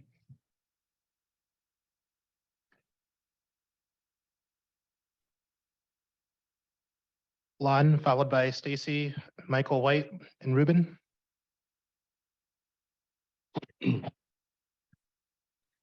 I asked the board to ensure your response to the department's proposal is based on independent facts and not baseless claims or sales pitch language. The department writes in its policies that the tools are very effective in combating crime. This language makes absolutely no sense when cameras merely captures an event as it unfolds. Images of crime happening has been shown to the public to cause fear in people since the 70s or 80s. How do you think those images were captured? It was through these cameras. And now fast forward 2023, here we are proposing millions of dollars for more cameras that are ineffective in preventing crime. Those millions can go to better use, community-based programs and resources that has proven to be effective in preventing crime. More resources, less crime. And that there is facts. Why would we want to wait for crime to happen and capture it when we should be investing in much needed resources? We should be focusing our energy and money in prevention. If we go through with these cameras, it'll never end. Soon our whole lives would just be a big reality show for us behind the cameras to watch and be entertained. Thank you.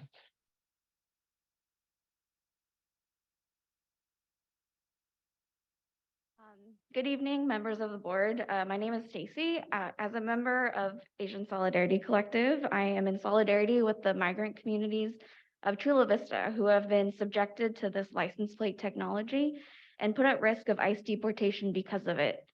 I ask the board to come up with its own justification for why ALPR is the most privacy conscious way to protect San Diegans. I also ask you to reject this proposal and base your decisions on the experiences of the people and organizations who have been directly affected by this surveillance. The neighborhoods that will be targeted by these systems need resources for housing, mental health, youth drop-in centers, not cameras. And there are organizations in this room now already doing this work with whatever scraps that they can find. So you have the ability to give them what they need to prevent crime, truly. SDPD only knows how to protect corporations, and people with money and power give these resources to the people who know how to protect their communities. Thank you. Michael White, followed by Ruben Cabrera, Blair, and then Francis.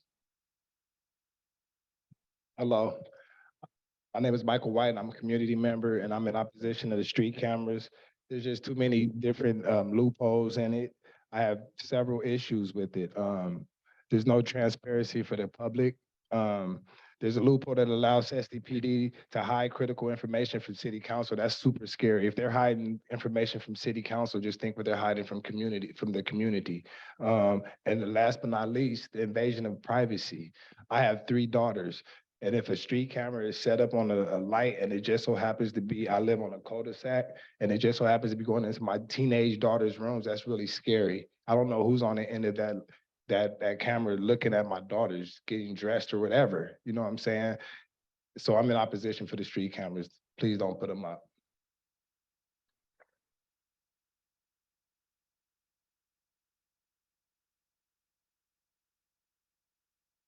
Good evening. My name is Ruben Cabrera. I am part of District number 5. Number 4, right? Oh, anyways, I am a big part of Southeast San Diego. I have lots of family here. I was born and raised in these streets. I feel like the street lights, the smart lights, I feel like it's definitely an invasion of our privacy. I feel like they have enough to be able to surveillance us as much as they need to. And the truth is, I really feel like that in my heart of hearts, I want to believe that it would be something that could protect us even more. But the truth is, out of all of my cousins and family that are running these streets and all the killing and everything that's going on, I would wish that it would help it, but I don't trust them. I just feel like they're going to use it to their benefit and not to our benefit. So I'm totally against it. It's an invasion of our privacy. And I just hope that you guys hear us out today. I appreciate that. Thank you so much. Next up, we have Blair, followed by Francis, Joey Patuka, Michelle Thompson. Hi, Blair Beekman. It's my real hope that we work on a better overall knowledge and understanding of all the tech that's available and being used in San Diego. I think that can develop a better way to understand our issues here in San Diego. Like, for instance, we can better talk about new asks of 375 ALPRs. I think we can bring that down to 250 at least. Good luck in those efforts.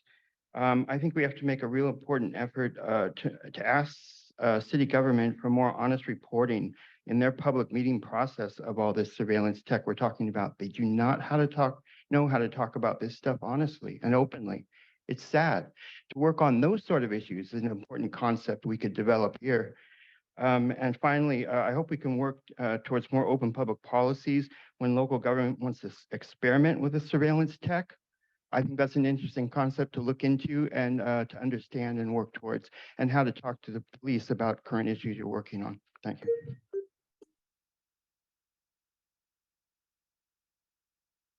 Then I have a minute being donated to me. Could we Go start ahead. the clock from 2 minutes?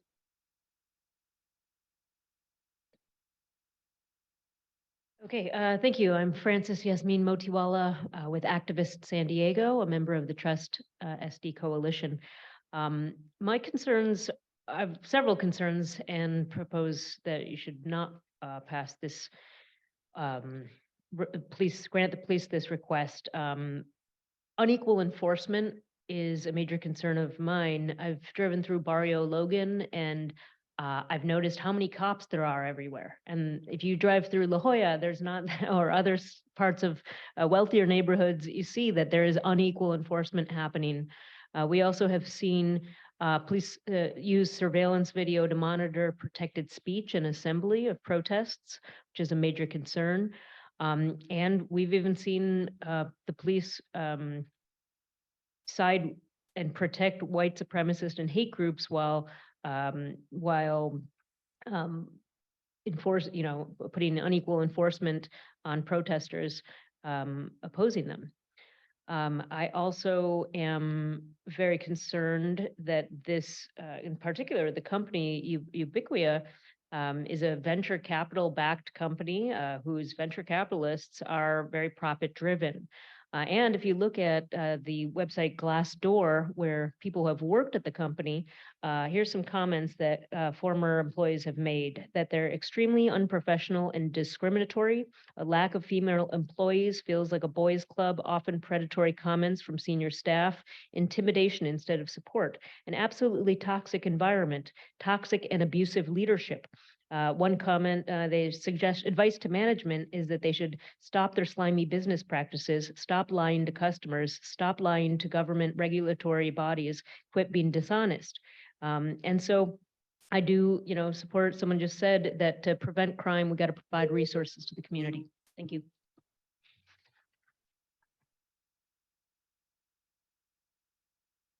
Joey, followed by Michelle Ascari. It says Rocco.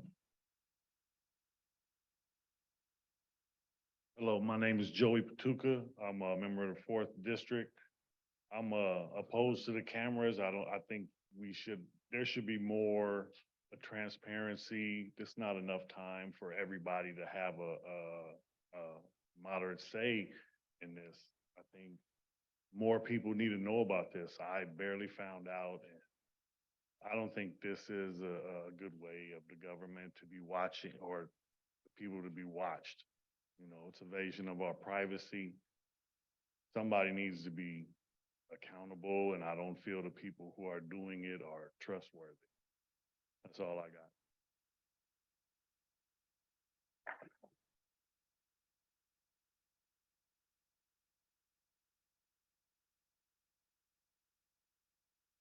got. Ascari, followed by Rocco, Kiana, and Bill. My colleagues will tell you that when a question is in front of me that I don't understand, there's a certain look on my face.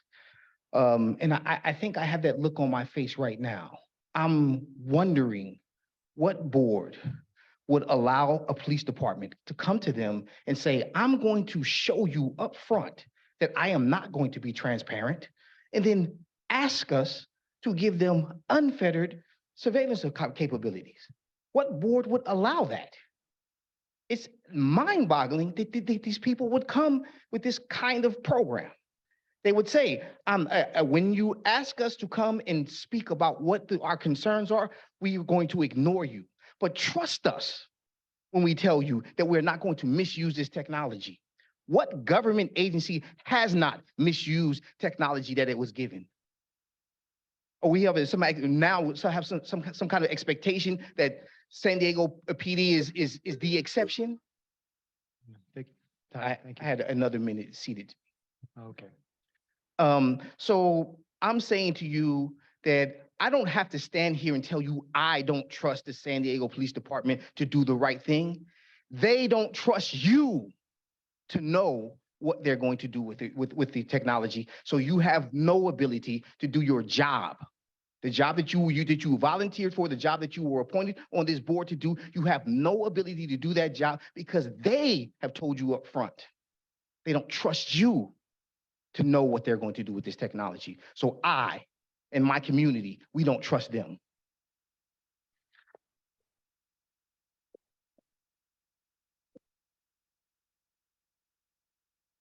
Rocco, followed by Kiana and Bill.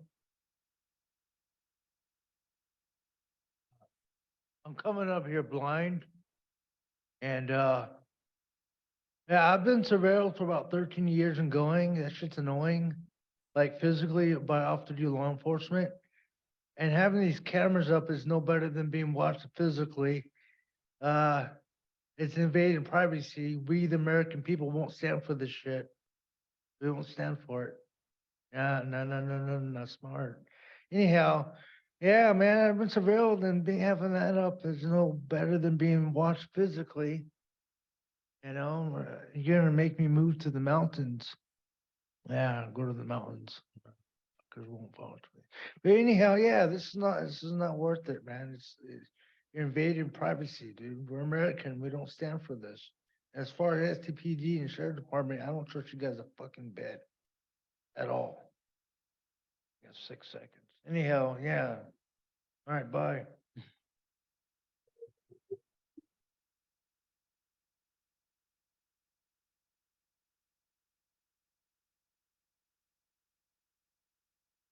Deanna Price, followed by Bill Lee, followed by Tama.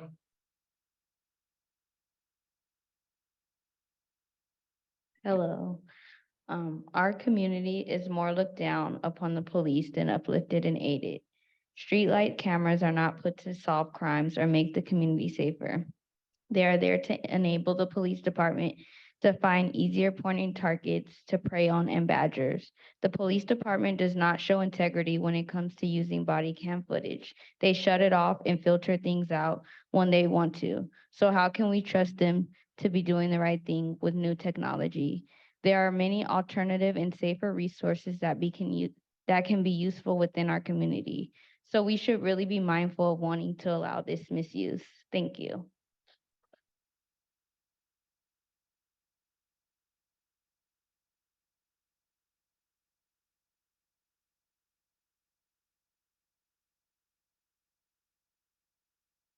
Hi, I'm Bill, and since we're a Navy town, I would like to start with a story about the Navy. So during World War II, the Navy wanted to find out ways to protect our planes, so they collected data of the bullet holes on the planes. And because of that, they decided to put armor on the body and the wings of the planes. But then a statistician working for the Navy called Abraham Ward told the Navy that the reason you see these bullet holes is that these planes lived to tell the tale. And in fact, the problem is that there are planes that were hit in other places that did not live to come back and tell you that they got hit. So with that advice, the Navy started to put armor on the engines, on the cockpits, on the places that are truly vulnerable to the planes. All I want to say is that if all these opposition fails, and the city council decides to go with option 1, then I think we should put these surveillance cameras on places where there are no crimes reported, like gated communities and private beaches and country clubs. All right.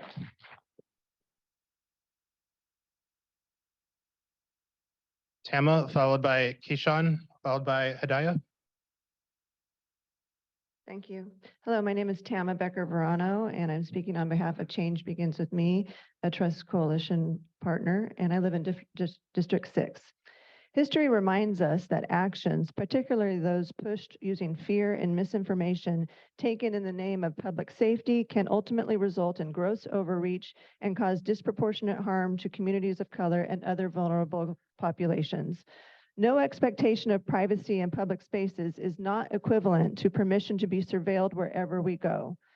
SDPD says they need this technology. They also needed to militarize police departments with weapons of war before AB 481, AB 48, and SB 978.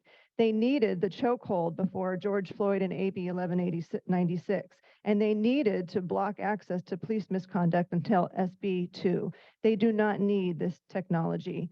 And I'd like to point out, when I entered this building tonight, the officer was having a conversation with the city staffer, and my bag went through the X-ray machine completely not looked at all. People who look like me get a pass like this often. Thank you.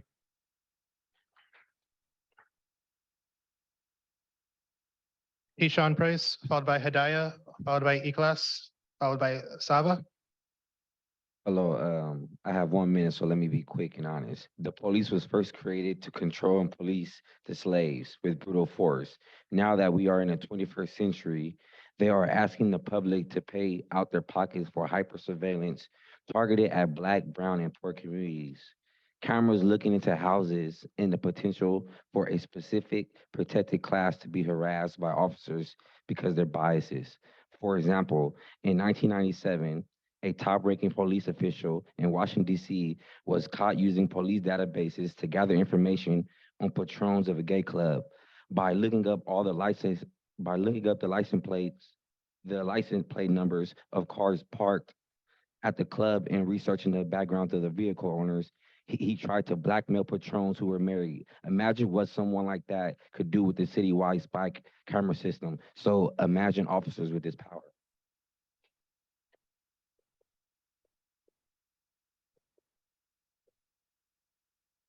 Hello, can you hear me? So for Hadaya and Aklas is a group of youth that want to speak together, so they're seating time as a group. I think they already did the time cards. So if you want to look through that. Our first speaker will be Mohammed.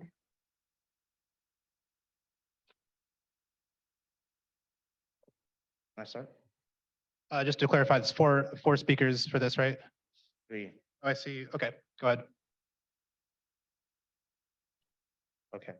Hi, my name is Mohammed Benge. I'm a resident of District 9 and a member of PANA Youth Congress. I am here today along with my fellow youth members to share my thoughts on surveillance technology and why I think the Privacy Advisory Board should move to not expanding smart streetlights. Because if the goal is to increase public safety and stop crime from happening, why spend millions of dollars on a device that will just act as another bystander that is on a cell phone that's recording? We've seen this already. A camera without the ability to feel or understand, how can we trust that these cameras can truly give us the best perspective of looking at crime? How can we trust that, that those who are given the responsibility of watching these crimes, that they will truly understand what is going on? Perspective lies within the eyes of the beholder. So I would like to bring the bigger question to the topic: who is watching who? I think it is important to understand that our lives aren't the writings of an author who is obsessed with the dystopian genre, nor is this some big, large conspiracy theory. This is real life. Ask yourselves, would it be okay if your parents were to document your every move? It wouldn't, right? You'd end up lacking the ability to garner your own independence. So what makes it okay for governments to have this sort of power? Our ability to think and operate freely is what makes us human. When cameras watch us 24/7, it forces us to put on an act. We slowly lose our humanity and we become more like puppets in a show. When we use cameras as a means to watch and quote unquote prevent crime, we do nothing more than cause people to fear. But we shouldn't fear our police officers. We should instead feel nothing but positive emotions towards them. But instead, people like myself will have to worry about if we are making the wrong moves or gestures, if we accidentally sped off a parking lot, or if we looked suspicious on the wrong day. My mother worries about me going outside because she believes that my dark skin has left nothing, a metaphorical mark on my body. And she believes that every time I step outside the house, there's a chance of me being profiled by police. And this fear has led me to believe that I'm always being hunted as if I am some sort of prey. My mother came here for a better life, and she doesn't even feel like I will have the opportunity to get my own American dream just because of the color of my skin. With smart streetlights, I can only imagine how worse she will feel. But this doesn't have to be the norm. She doesn't have to feel worried about me every time I step outside the house. But that's up to you, not us.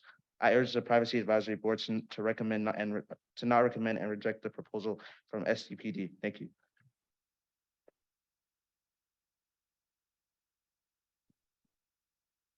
Hi, my name is Sumaya Abdullahi, and I'm a member of the PANA Youth Congress and a resident of District 9.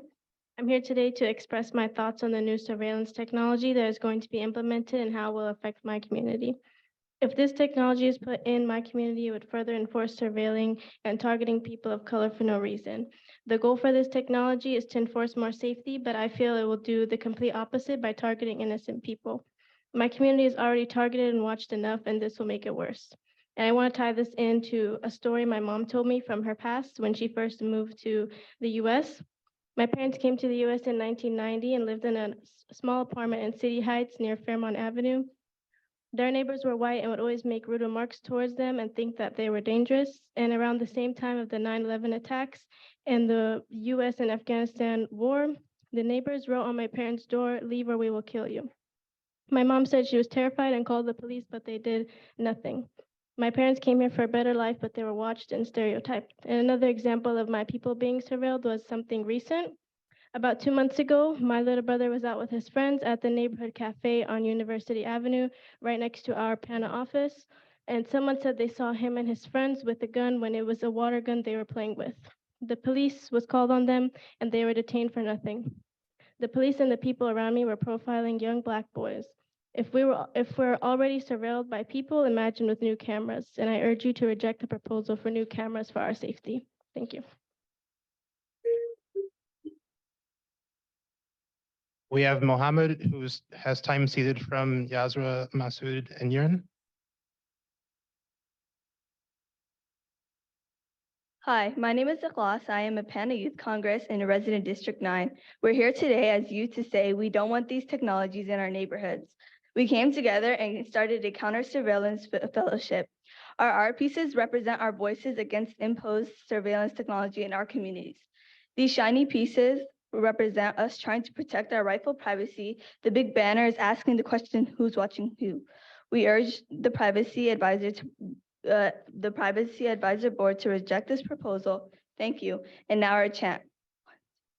Who watches who? Every step we take, every move we make, we don't want to be watched or surveilled. Put the cameras away. Who watches who?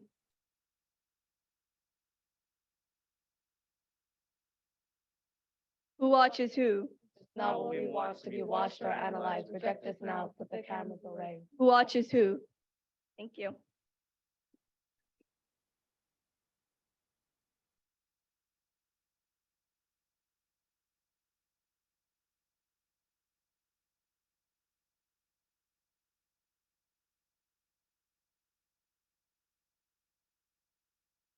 I just want to clarify if Sumaya is that part of the group as well? We have two people seated time to Sumaya. Okay, all set. All right. Next up, we have Kate Metcalf, followed by Amira, followed by Cherry.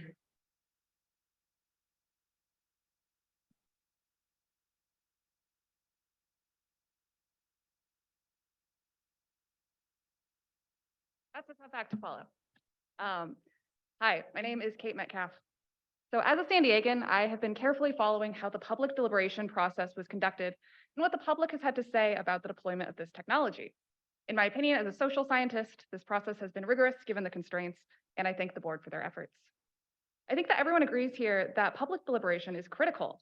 And as we all know, we live in an incredibly diverse city. And so I think it was reasonable to assume that there would be a diversity of experience and opinions raised through this process that public opinion needed to engage. But as you all know, and as folks here can find in Appendix 2 on the no draft, there was remarkable community consensus in what the right decision is regarding this technology. 88% of public comments given to the board asked you to reject the use of this technology. I want to put that number in context. Mayor Todd Gloria only received 56% of the vote. Our most popular city council people received only 63% of their districts. 88% of the community has asked you not to put this technology forward, and I hope you won't.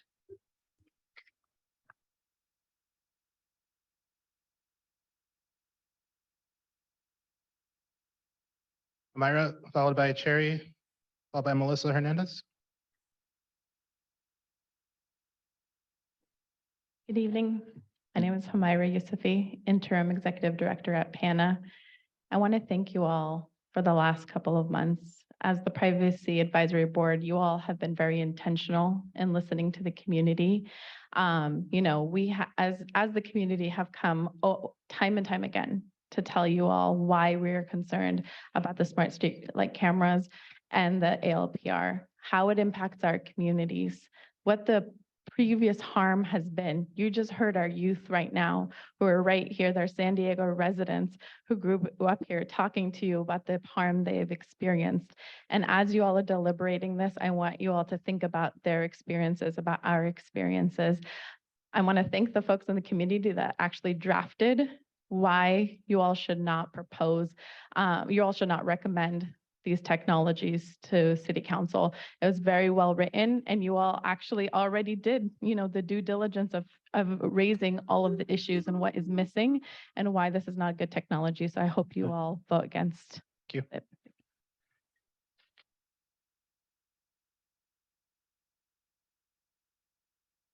Hello, my name is Sheree Hampton. I'm the founder of It's a Vibe nonprofit, and I'm also a violence interrupter in districts 4 and 8. And so basically, let me just give you the definition of surveillance. That is close observation, especially of a suspected spy or criminal. So what does doing surveillance mean? The careful watching of a person or place, especially by the police or army because of a crime that has happened or is expected. What are you guys waiting for us to do? We're not in the penitentiary. So that's automatically taking our 4th and 14th Amendments away. For those who don't know it, the 14th Amendment is the right to privacy, is implied by the guarantee of due process for all individuals, meaning that the state cannot exert undue control over citizens' private lives. 4th Amendment is the U.S. Constitution, which protects privacy by governing how police may surveil people's effects including their electronic data. Again, we're not in the penitentiary doing maximum time, respect our privacy and our mental health. Time, Thank you. Thank you. Melissa, followed by Michelle Woodson, Nancy Relaford. Hello, my name is Melissa Hernandez. I am a community activist. I am a African American Cuban woman, and I am also a human. I'm gonna keep it real nice, short, and simple. Thank you all for being here tonight. I don't need to repeat anything that you've already heard.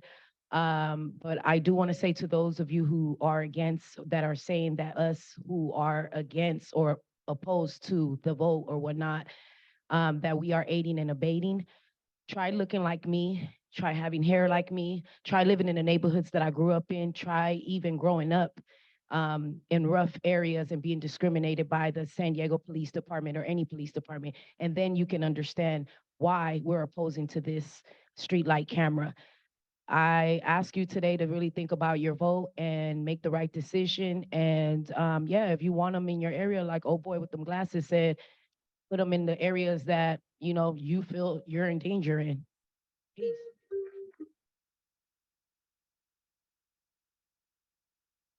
Michelle Woodson, followed by Nancy Relaford.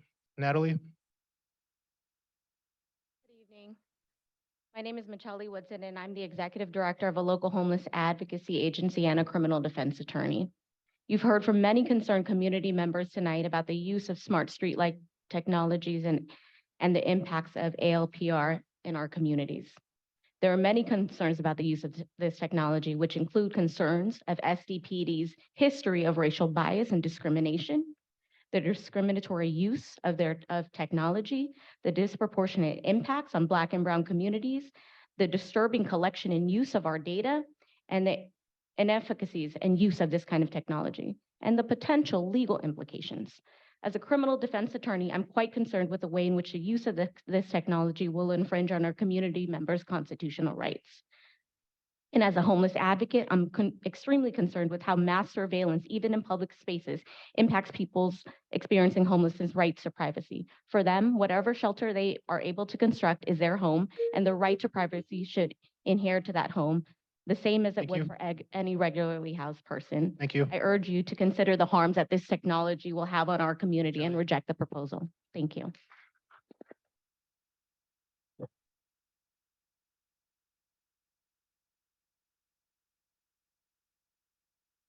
Hello again, I'm Nancy Relaford. I'm a resident of District 3, and I'm speaking now on behalf of myself. So much. The proposal is so incomplete that the conspiracy theorist in me thinks it was an attempt to jam the gears of the Privacy Advisory Board before you could even get started. I appreciate your diligence, and I appreciate option 2 and the thoroughness of your response. And I am in favor of option 2. Somewhere in the documentation, San Diego Police wrote that technology removes bias from policing. This should be a disqualifying statement for anyone wanting to be responsible for surveillance in our community. Technology replicates and automates human and institutional bias. Surveillance technology is a force multiplier and a bias multiplier. Surveillance does not keep us safe. It doesn't even really prevent crime. It's investigation. Thank you very much. Time. Thank you. Am I done? Yes.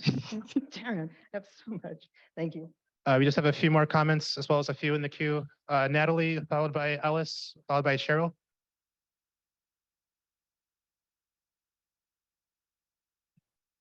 So in the previous public advisory board meeting, the San Diego Policeman Department keeps giving us all these assurances that the technology will be used just for investigating violent crimes, that the technology will not be using facial recognition. But given the history of what has happened so far, I don't trust any of these claims, and you shouldn't either. Like the Trust Coalition pointed out, in 2018, SCPD shared license plate location data with Customs and Border Patrol. In 2020, during the Black Lives Matter movement, they used smart streetlight footage to investigate nonviolent crimes such as property damage. I don't want to have to fight the battle to stop facial recognition and unwarranted arrests of marginalized people after the streetlights have already been installed. I would rather the advisory board vote to cut this off at the root.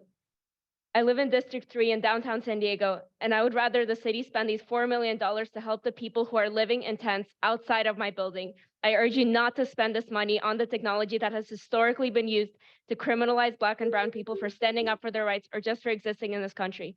Thank you. Thank you.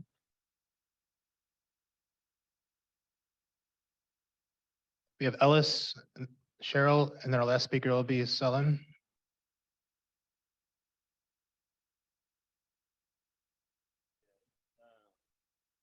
Minute is too short. You guys gotta switch that up. It's a shame you got people rushing, makes everybody seem nervous. The city has created a data intermediary in which they sell data, collect data, or whatever.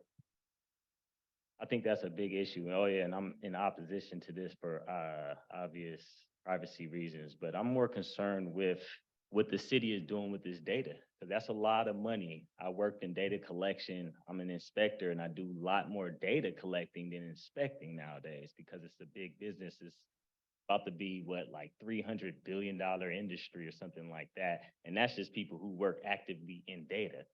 So the city is either one, giving this data away for free, which is dumb, or two, the city is making money with this data, and that money should probably be reinvested into the communities that it's getting the data from.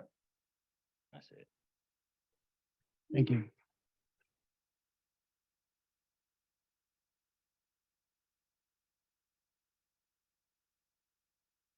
Hi, I'm Cheryl Canson, founder of Treat Me, Don't Mistreat Me, and co-founder of Moms Against Torture. Allowing these streetlights will follow suit on violating the privacy rights of Black and brown people and continue the narrative that Black and brown people are not law-abiding and continue to criminalize Black and brown people and Indigenous people. Please disallow this proposal. Cameras have been discontinued to convict people of traffic violations because of so many defects and false convictions. And the same thing can happen with smart streetlights. There are much better and important ways to spend this money. We have been traumatized for far too long, and this will just further traumatize us. The government continues to deceitfully impose their agenda of mass incarceration, and we aren't clear nor informed of the true reasons for these street cameras. Please oppose the street cameras in our neighborhood. Thank you.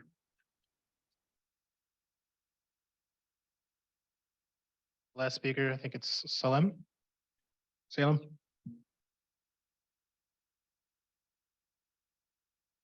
Hi, I'm Salem. I don't have much more to say that hasn't already been said.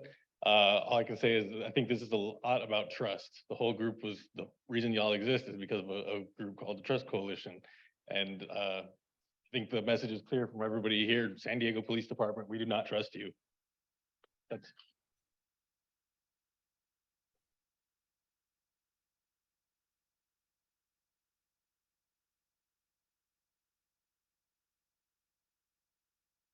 Moving to online comment. There are 12 folks in the queue with their hands raised. First hand is Layla Aziz.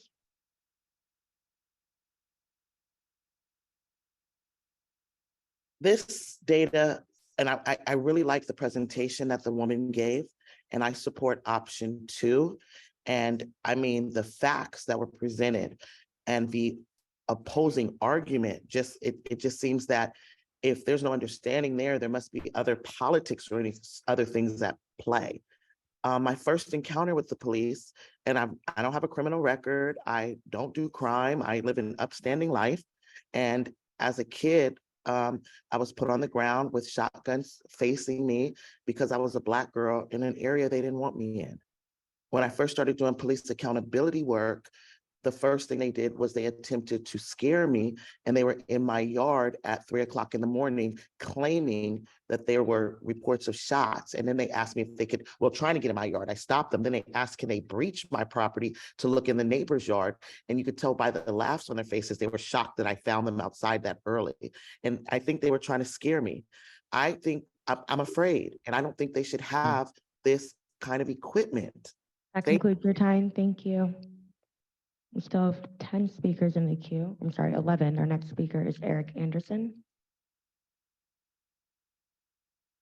Good evening, members. I'm Eric Anderson, District 9. Are you serious that the police will get the last word after the time for public comment rebuttals is over today? That's not fair to say the least, and I'm pretty sure it's not the first time that this has happened. Thank you for displaying the visual aids in item 5 today. Public transparency is important. My previous suggestion was made in haste, but I still think you should make the Trust Coalition slides available to the public somehow. Perhaps in a link and an apology under the video of this meeting if and when you post it on sandiego.gov. Thank you very much. Thank you. Moving to our next speaker, Genevieve Jones-Wright.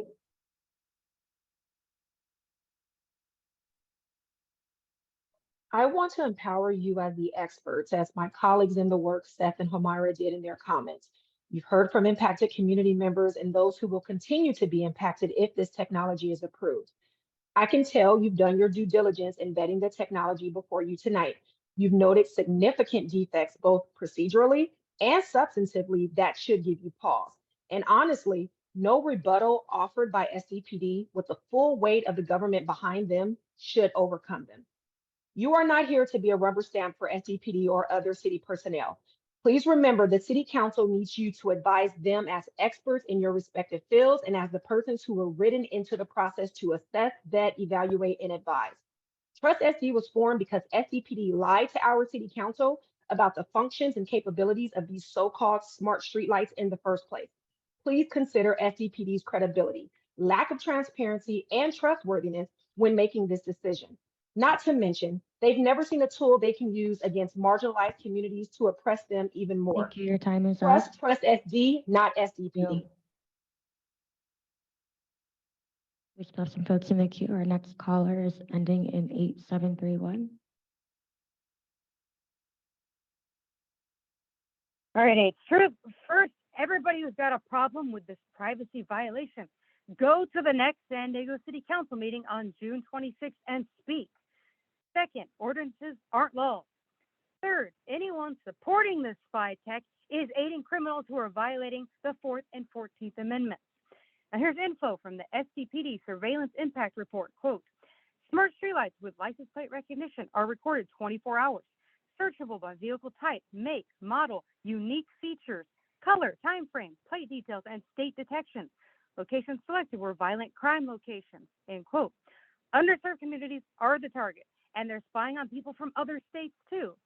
It's admitted that the information taken from the smart streetlights is used only after a crime has taken place, so it will not prevent crime. The report also says that the smart streetlight technology is entirely web-based and Amazon Web Services government cloud. Amazon is a partner of the World Economic Forum, who wants to control the world's data and privacy by 2030. It's an open-air prison. That's Thank what you. they're Your trying time to is up. create. Moving to our next speaker, Alliance San Diego. Erin Surmoto-Grassi, Policy Director at Alliance San Diego. We are a member of the Trust SD Coalition. I'm calling in opposition to the smart streetlight and ALPR technology and respectfully ask the Privacy Advisory Board to choose option 2. I've spent the last 4 years tracking SB 54 implementation in the region. SB 54 prohibits the sharing of information with federal immigration agencies. As iNewsSource reported, SDPD violated SB 54 in 2019 when a police officer handed an individual over to ICE. The officer was never disciplined. While SDPD tells you they will not share any of this data with federal immigration, their past actions give me very little confidence that they will actually comply with SB 54. Further, technology does not remove bias in policing. And I want to make clear that this is not one of the recommendations of the Racial Identity Profiling Board, RIPA. RIPA actually recommends stopping pretext stops and suspicionless searches, but SDPD has been opposed to that. Communities of color have been surveilled for decades. I am 4th generation Japanese American, and I know this to be true based on the treatment of my own family. Thank It is you. time for this to stop. Thank you. Moving to our next speaker, Ilka.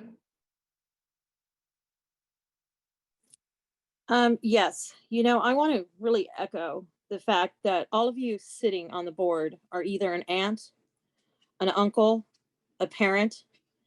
And if you didn't get affected by the speakers or young adults from PANA, then you have no heart and you have no feeling. And what even more disgusted me is when we had 2 women in the previous time speak in the essence of hate crime against our BIPOC neighbors and brothers and sisters, and even mentioned a machine gun, you did not shut them off. It says Privacy Advisory Board. It doesn't say allow hate crimes. And it is disgusting that you allowed that in the previous session. And I want to echo again, the young adults who spoke. Picture them as your children. Those cameras will not know the difference between somebody in a blue hoodie and someone else in a Your blue time hoodie. is up. We still have speakers in the queue. Our next speaker is the original.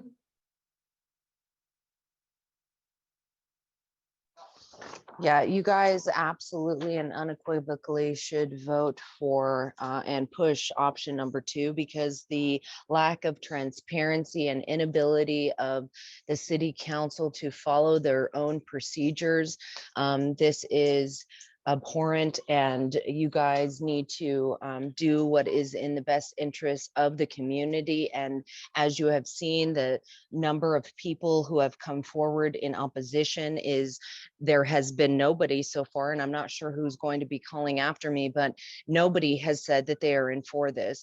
And not only do people of color get abused by the police, but I was abused by the police. It was on video. The man was exonerated. He's a sheriff deputy at the San Diego Board of Supervisors, and nothing has happened. So the fact that you guys think that you're going to stop crime when you are the ones engaging in it is very, very negligent. And you guys have all taken an oath, and you need to uphold it. And this is very dangerous, the route that you're Thank you. going. Your So you time is need up. to We still have stop. Speakers in the queue.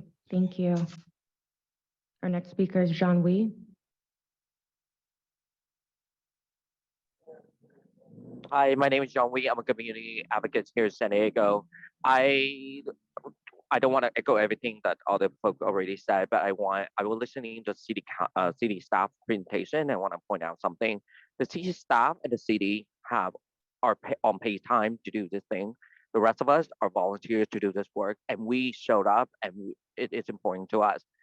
But the whole point was that in 2016, when the city rolled out this, smart street light, without any community even know about it, and it came around the trust that they came together and do this work. We have always talked about responsible government, and what the city shown to us this time around is not responsible at all.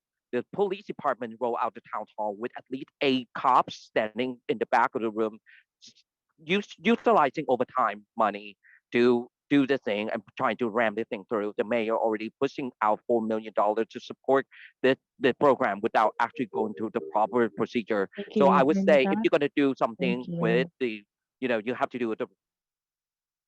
Our next speaker is Larry Webb. Hi, I'm Larry Webb, Mission Beach Town Council President, founding member of the Coastal Coalition. I want to thank you all for being volunteers. The Mission Beach Town Council voted to support the use of this technology. There have been many ifs brought up about the use of this technology, and I don't believe this or any board can find an answer to all of them. The STPD has defined the usage of this technology as being an investigative tool, and it explained the strict procedures necessary for anyone to access the information created so that information is not misused. The board should trust the leadership of the STPD on its stated usage and safeguards, but that trust should not be blind. The real job of this board should be to continue to verify that the trust put into the leadership of the STPD continues to be earned as the technology is actually put into use. Please recommend to the City Council that technology be deployed. Thank you. Thank you. Moving to our next speaker, Satori. Hello, my name is Satori Jeldon. I live in District 2 and I'm speaking on behalf of myself. I greatly appreciate the countless voices we've already heard from today. I'm speaking to the board today to echo these concerns brought up by members of the community and to emphasize again that the smart streetlights and ALPR are absolutely not worth the financial costs estimated at $4 million when the city is amidst a poverty crisis. Additionally, this technology is also not worth the cost of over surveillance and consequential police brutality upon the citizens of the city of San Diego. I implore the board to consider the plethora of potential negative effects that this would have on the citizens of San Diego before allowing this technology to be reinstated. I believe the proposed millions of dollars spent to revitalize these cameras can be better spent in crucial areas where San Diegans need support, like the addition of affordable housing, increased resources for houseless individuals, or even work on our roads, rather than spending this money on technology that has been shown to be massively ineffective. This expensive technology is dangerous for our community and entirely unnecessary for the city of San Diego. Thank you for your Thank time, and I you. appreciate you considering the needs of the community. Moving to the next speaker. Asma.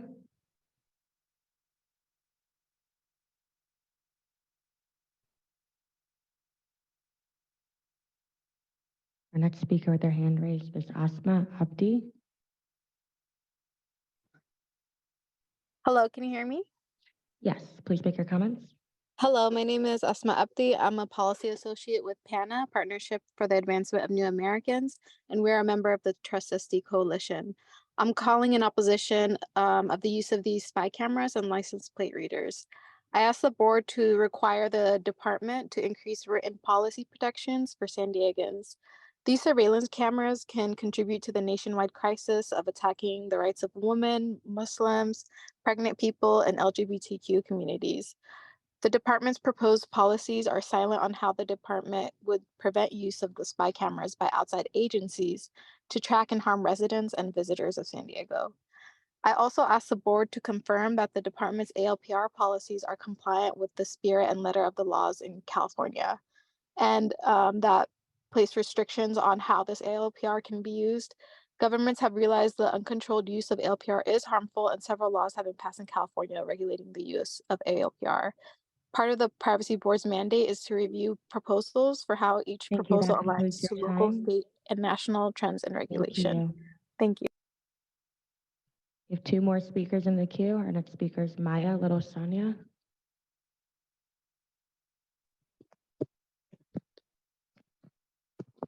I urge the board to vote for option 2. So I echo the sentiment expressed by Seth Hall and others. Use your expertise and consider whether this is the proposal you want to endorse with all of the community pushback, the opaque and evasive manner in which the police have presented and defended their proposal. There's just too many risks, too many unknowns, too much at stake. And I hope you will take all of this into consideration in conjunction with your expertise and experience to reject this proposal. And I also want to urge everyone listening to contact their city council members and let them know you oppose mass surveillance, because ultimately it is their vote that will make this happen or not, regardless of how the board moves forward today. Thank you. Thank you. Our final speaker is Catherine Douglas. I totally support smart streetlights. Anybody who doesn't must have something that they are ashamed of. It's not about chasing people who are doing the right thing. Vote yes on smart streetlights. And if any communities decide as a whole that they don't want them, I will take them all in my neighborhood. Thank you. Thank you. That concludes public comment. We'll go ahead and move to board comments and questions. In the interest of time, we'll encourage board members to keep targeted questions targeted. We'll not do a continuous back and forth. Do 2 minutes per comment.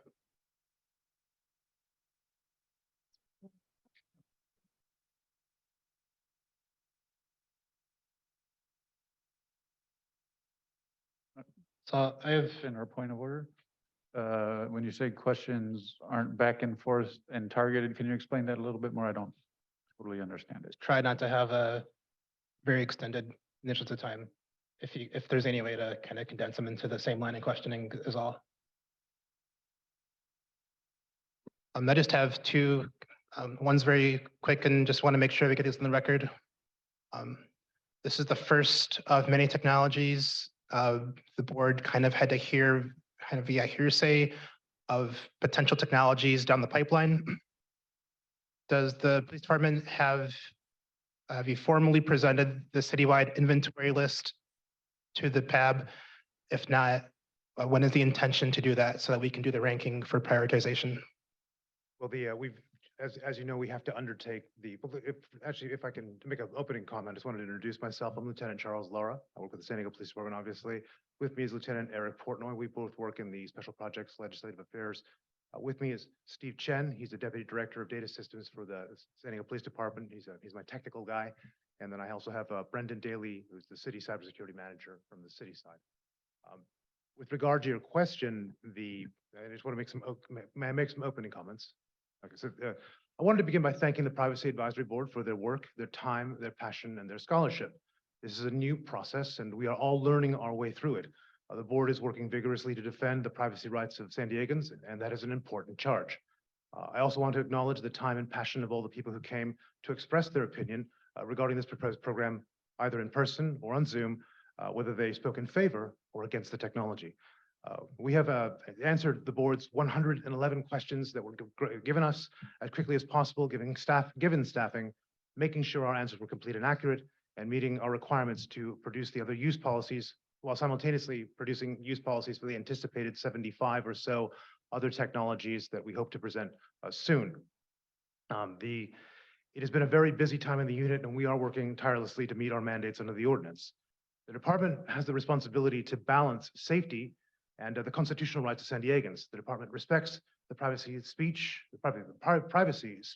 and assembly rights of San Diegans, while simultaneously seeking to protect the public and seeking justice for victims of crime. Thank you for the opportunity to speak and be heard tonight.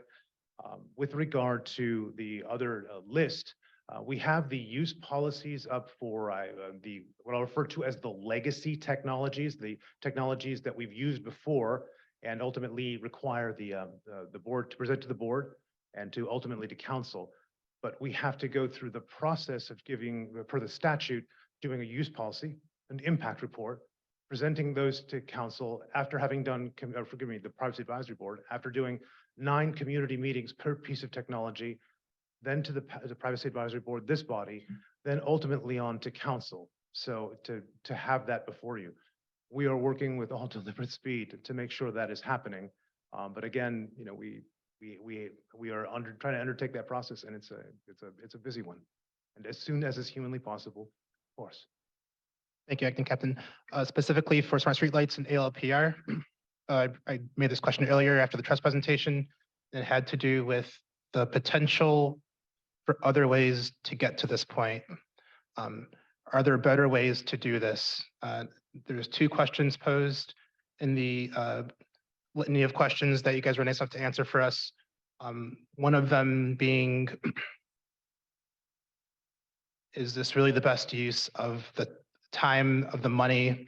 And I think try to prove it with numbers, comparing the 4 million and how many officer hours that could provide, and compared that, I think under number 7, you compared that to the cameras, the recognition technology, and the hours that it provided.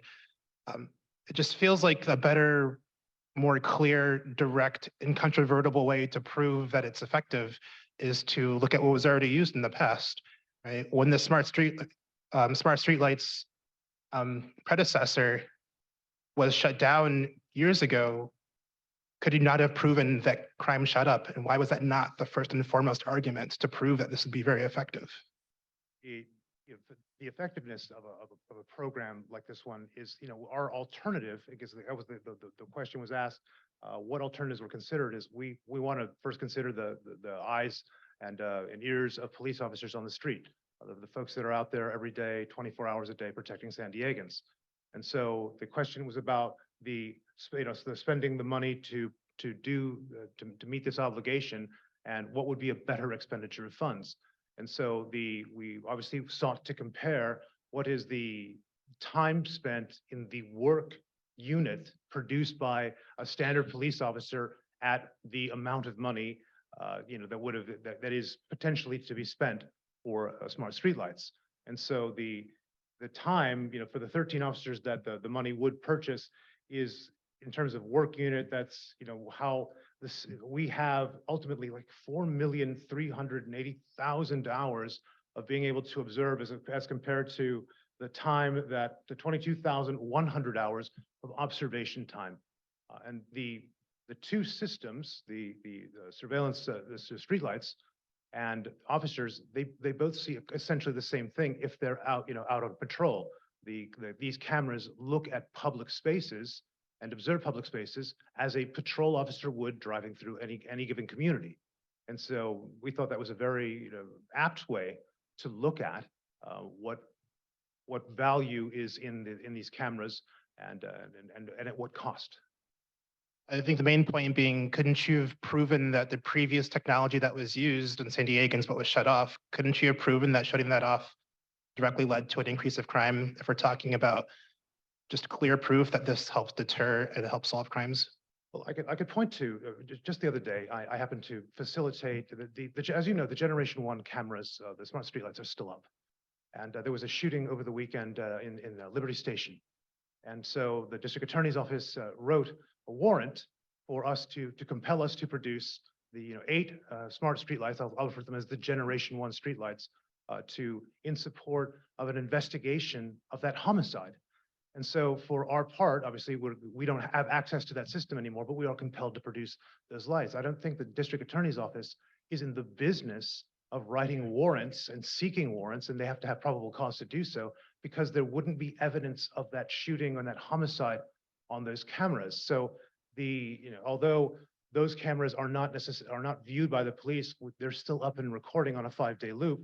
And the fact that the district attorney's office is seeking a warrant and obtained probable cause to obtain that warrant in support of prosecuting and finding justice for a victim of a crime over the weekend at Liberty Station shows that these cameras are effective and produce incontrovertible evidence. Sorry, did I hear correctly? You said that the old generation is still up and recording still Yes. on a 5-day? Okay. Thank you. When do you intend to go to council with this? Well, I believe the July or the 19th is the soonest we could go to council with this. Okay. Pardon me? Oh, forgive me. And we have to follow the protocol to go to Public Safety Subcommittee first, and then it would be on to council. The subcommittee would be July. I believe the 19th.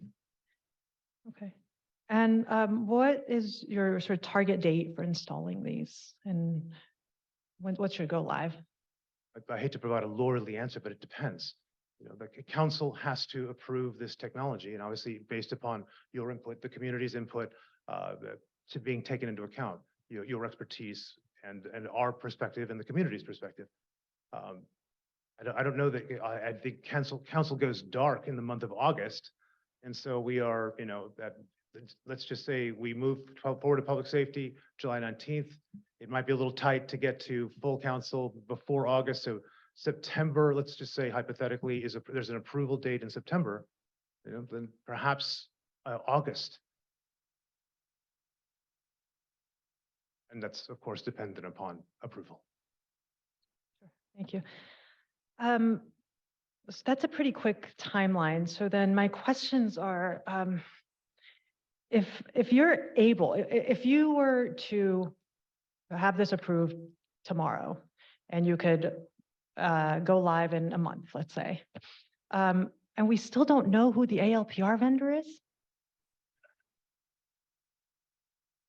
I apologize. I'm not trying to be funny. I don't take this personally. The section 210.0103, the statute itself, the surveillance ordinance reads, A, city staff shall obtain city council approval prior to any of the following, and 2 and 4 are, to my mind, are the most operative sections, before acquiring new surveillance technology, including but not limited to procuring such technology without the exchange of consideration, and 4, entering into a continuing agreement or other written agreement to acquire, share, or otherwise use surveillance technology. So under the ordinance is written, we must produce a use policy, conduct non-community meetings, which have been done, provide impact report with that community feedback before we are permitted to acquire or into an agreement.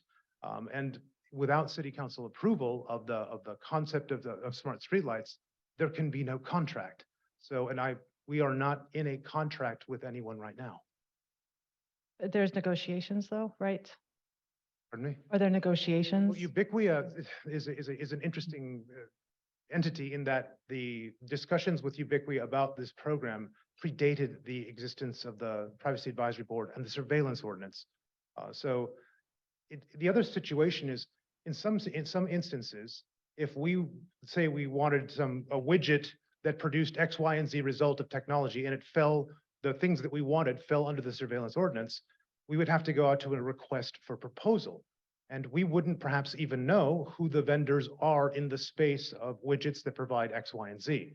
So the issue for us is that the ordinance is written, does not necessarily afford us the ability to, before we have to have a council approval to have a contract at all. And if council says that we're not to have a contract, then we won't. No, I understand. There are some confusing parts to the ordinance. So let me ask a different way. Does Ubiquia already have partnerships with ALPR vendors? Do they already have integrations with particular ALPR vendors? And do you know who those are? We don't have a contract with anyone, and there are With ongoing. Ubiquia? Again, we don't have a contract with anyone. And so it would be premature for me to comment on, whether or not they have, whatever partnerships they have.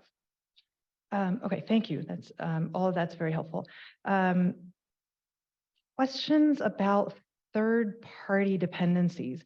I noticed that only AWS was listed, but then another part of your answers had said that wireless connectivity, installation and maintenance, all of those are also other third parties. Is that right? They would be, I imagine if approved, they would be subsumed by Ubiquia. That they would have that built into their proposal. Okay. Another part, sorry, and then I'll hand it over to other people. In order to train your officers how to use this, again, at that point in time, we'd also need to know which technology we're training someone on. What do you propose to train your officers with if we don't know who they are and if we're going to go live by September? Again, once I have a contract, I'll be able to tailor my training to the technology that is approved. And so for our part, we have to have a technology and a contract and a technology, and then we develop there are already a number, and we've submitted, those laws that are already pertain to security, safety, to all the various privacy, the FACE Act, SB 54, all of those things have to apply as well, along with the need to know, right to know, the level of training, the level of access. We would train people on, hey, you're already, anytime you log into a city system, you know that you are being monitored, that you are using these, and you can be disciplined for using these systems improperly. So upon having a vendor, and upon having a technology, I can create the training. I was a training lieutenant with the San Diego Police Department. We can deploy, we've had to train on any number of things, the utilization of body-worn cameras, how we collect RIPA data, search and seizure, all those things. We know how to train people, and we can do so in short order when we have a technology. Thank you.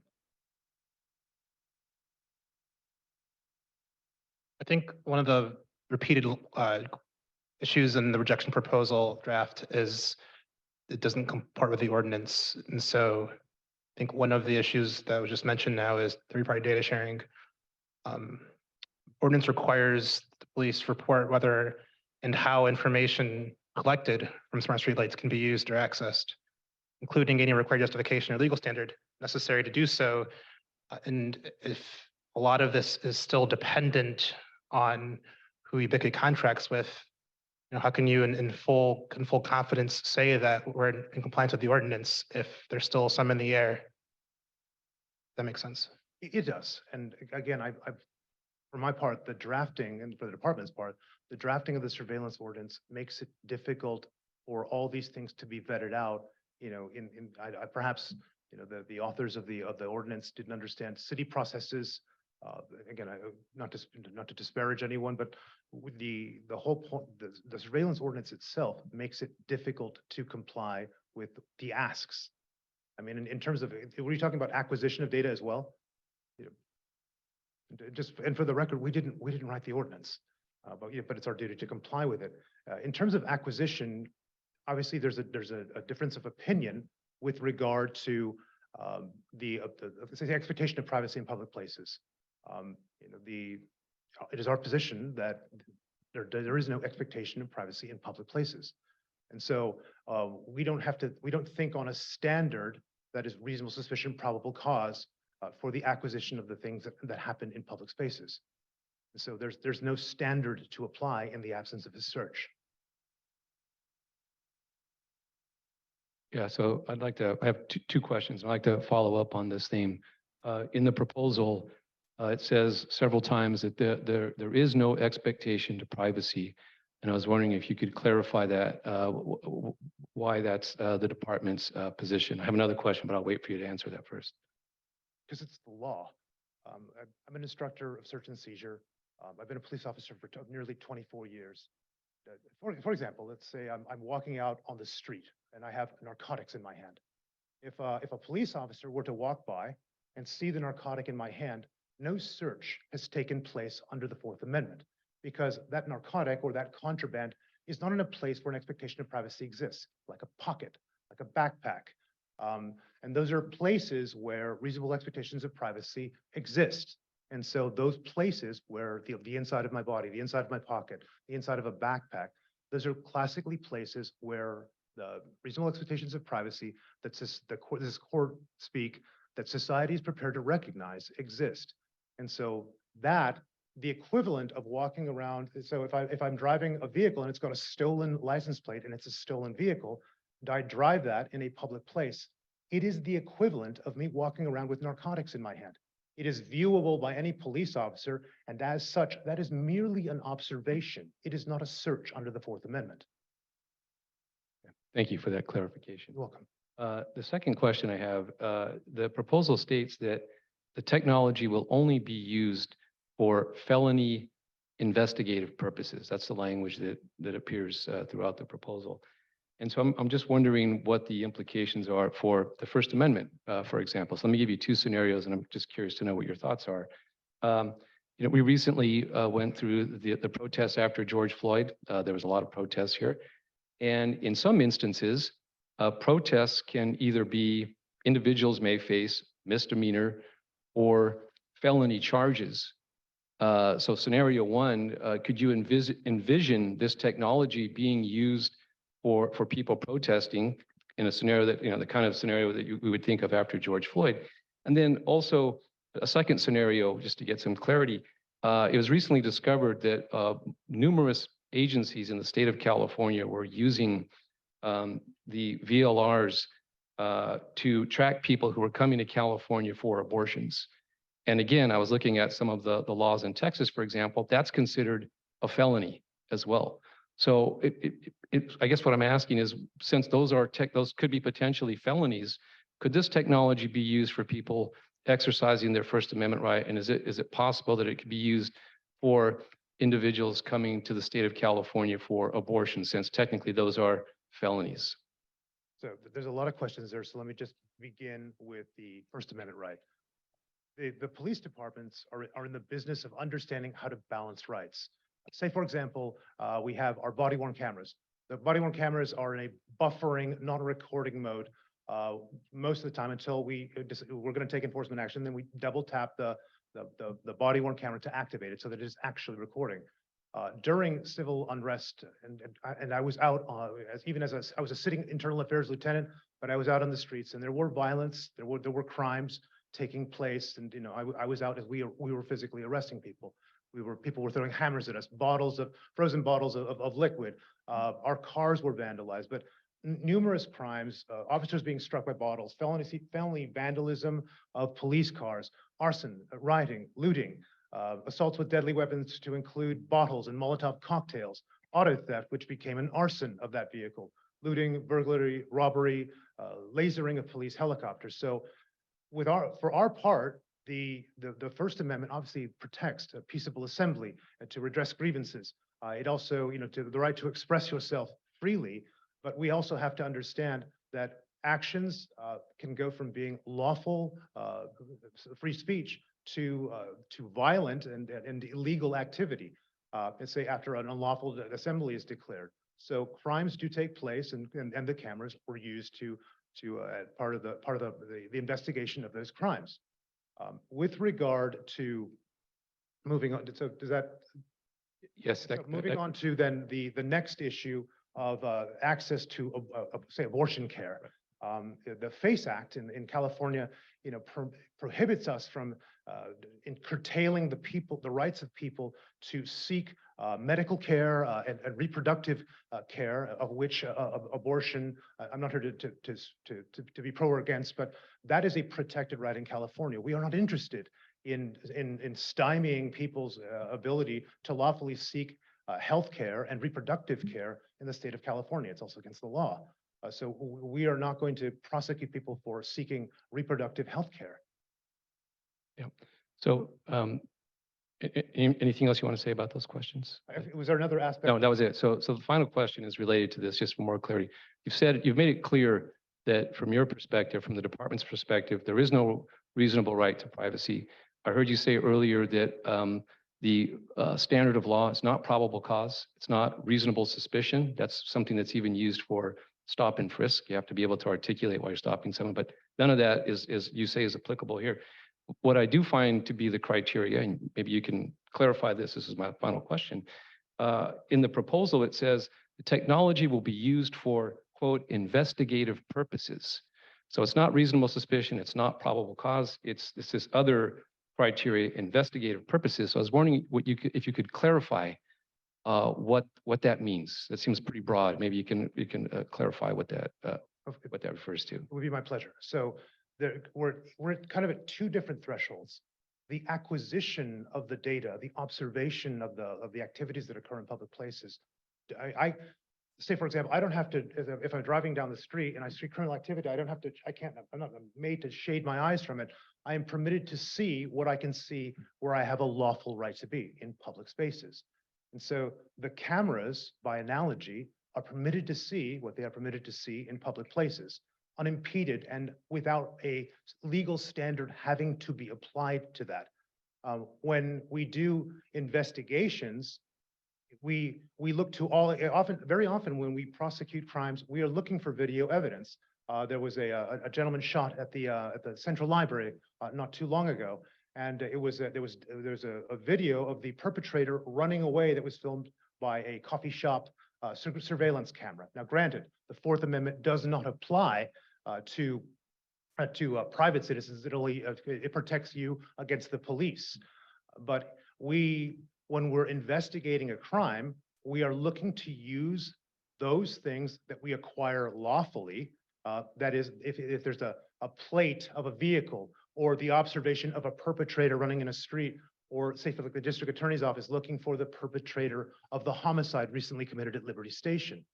So we use whatever evidence is given us or we get by lawful means, but we're not permitted to illegally get evidence against people. So the acquisition is standardless because it is a mere observation. The utilization and employment of that information is used in an investigation. Reasonable suspicion, the lower standard than probable cause, is the following. I have to have specific and articulable facts leading me to believe that crime is afoot and the person that I am seeking to detain is connected with that crime. That's the standard for reasonable suspicion. For me, as you said, to stop a person, to detain a person, to temporarily inhibit their freedom of free movement. Probable cause is a higher standard. It's the standard, obviously, for prosecution. It's the standard of being able to know that a crime has taken place or is about to take place. Those two standards aren't necessarily applicable or aren't applicable to the acquisition of things that exist in public spaces. And so I guess what's not clear is, and you just thank you for clearly defining those legal standards. Probable cause is you have to have some clear evidence. Reasonable suspicion is you have to be able to articulate that there may be a crime. But with investigative purposes, it's just not clear to me what the criteria is. That seems like it seems like a lower standard. It seems like something is the lower standard would be mere suspicion. And so it just puzzles me that we're using this technology with a very low legal standard, and it's still not clear to me what that legal standard is when we say investigative purposes. Thank you.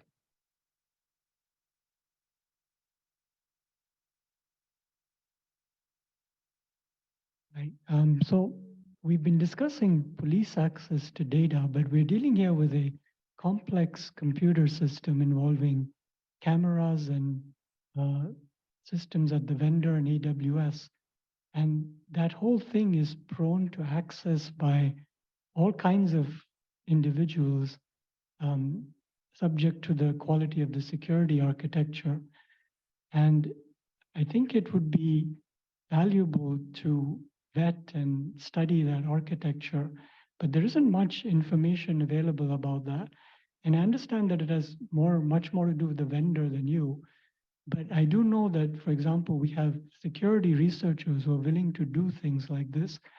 I'm wondering if you would be willing to facilitate or allow that some of these cameras would actually be made available to the researchers to take apart in their labs. So again, that might be a little above my pay grade, but obviously we take, the board is charged with making recommendations to council. I mean, that is the charge of the PAB. And so I certainly see, you guys making a request, if it should this proposal move forward to vet and again, I'm a legal expert. I'm not much of a technology expert. So for our part to vet the architecture of the security system, the encryption, I said, if that proposal is put in writing, then we obviously will evaluate it.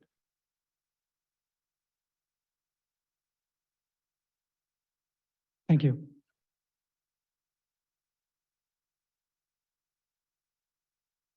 Yeah, thank you for being here and answering the questions. And I don't know, is it just me or whether the air conditioning is off? But it's getting a little hot up in here. So it's not just me. Okay. Which is unfortunate because it makes it a little bit difficult both to ask questions and listen to questions. I don't know if there's anybody has control of the AC. No, it's a magical thing. It was worth a try. I want to go back and I don't want to put words in your mouth. So first, I heard you saying that when talking about when the streetlights are used and the interpretation that when we're in public, we don't actually have a right to privacy, kind of period.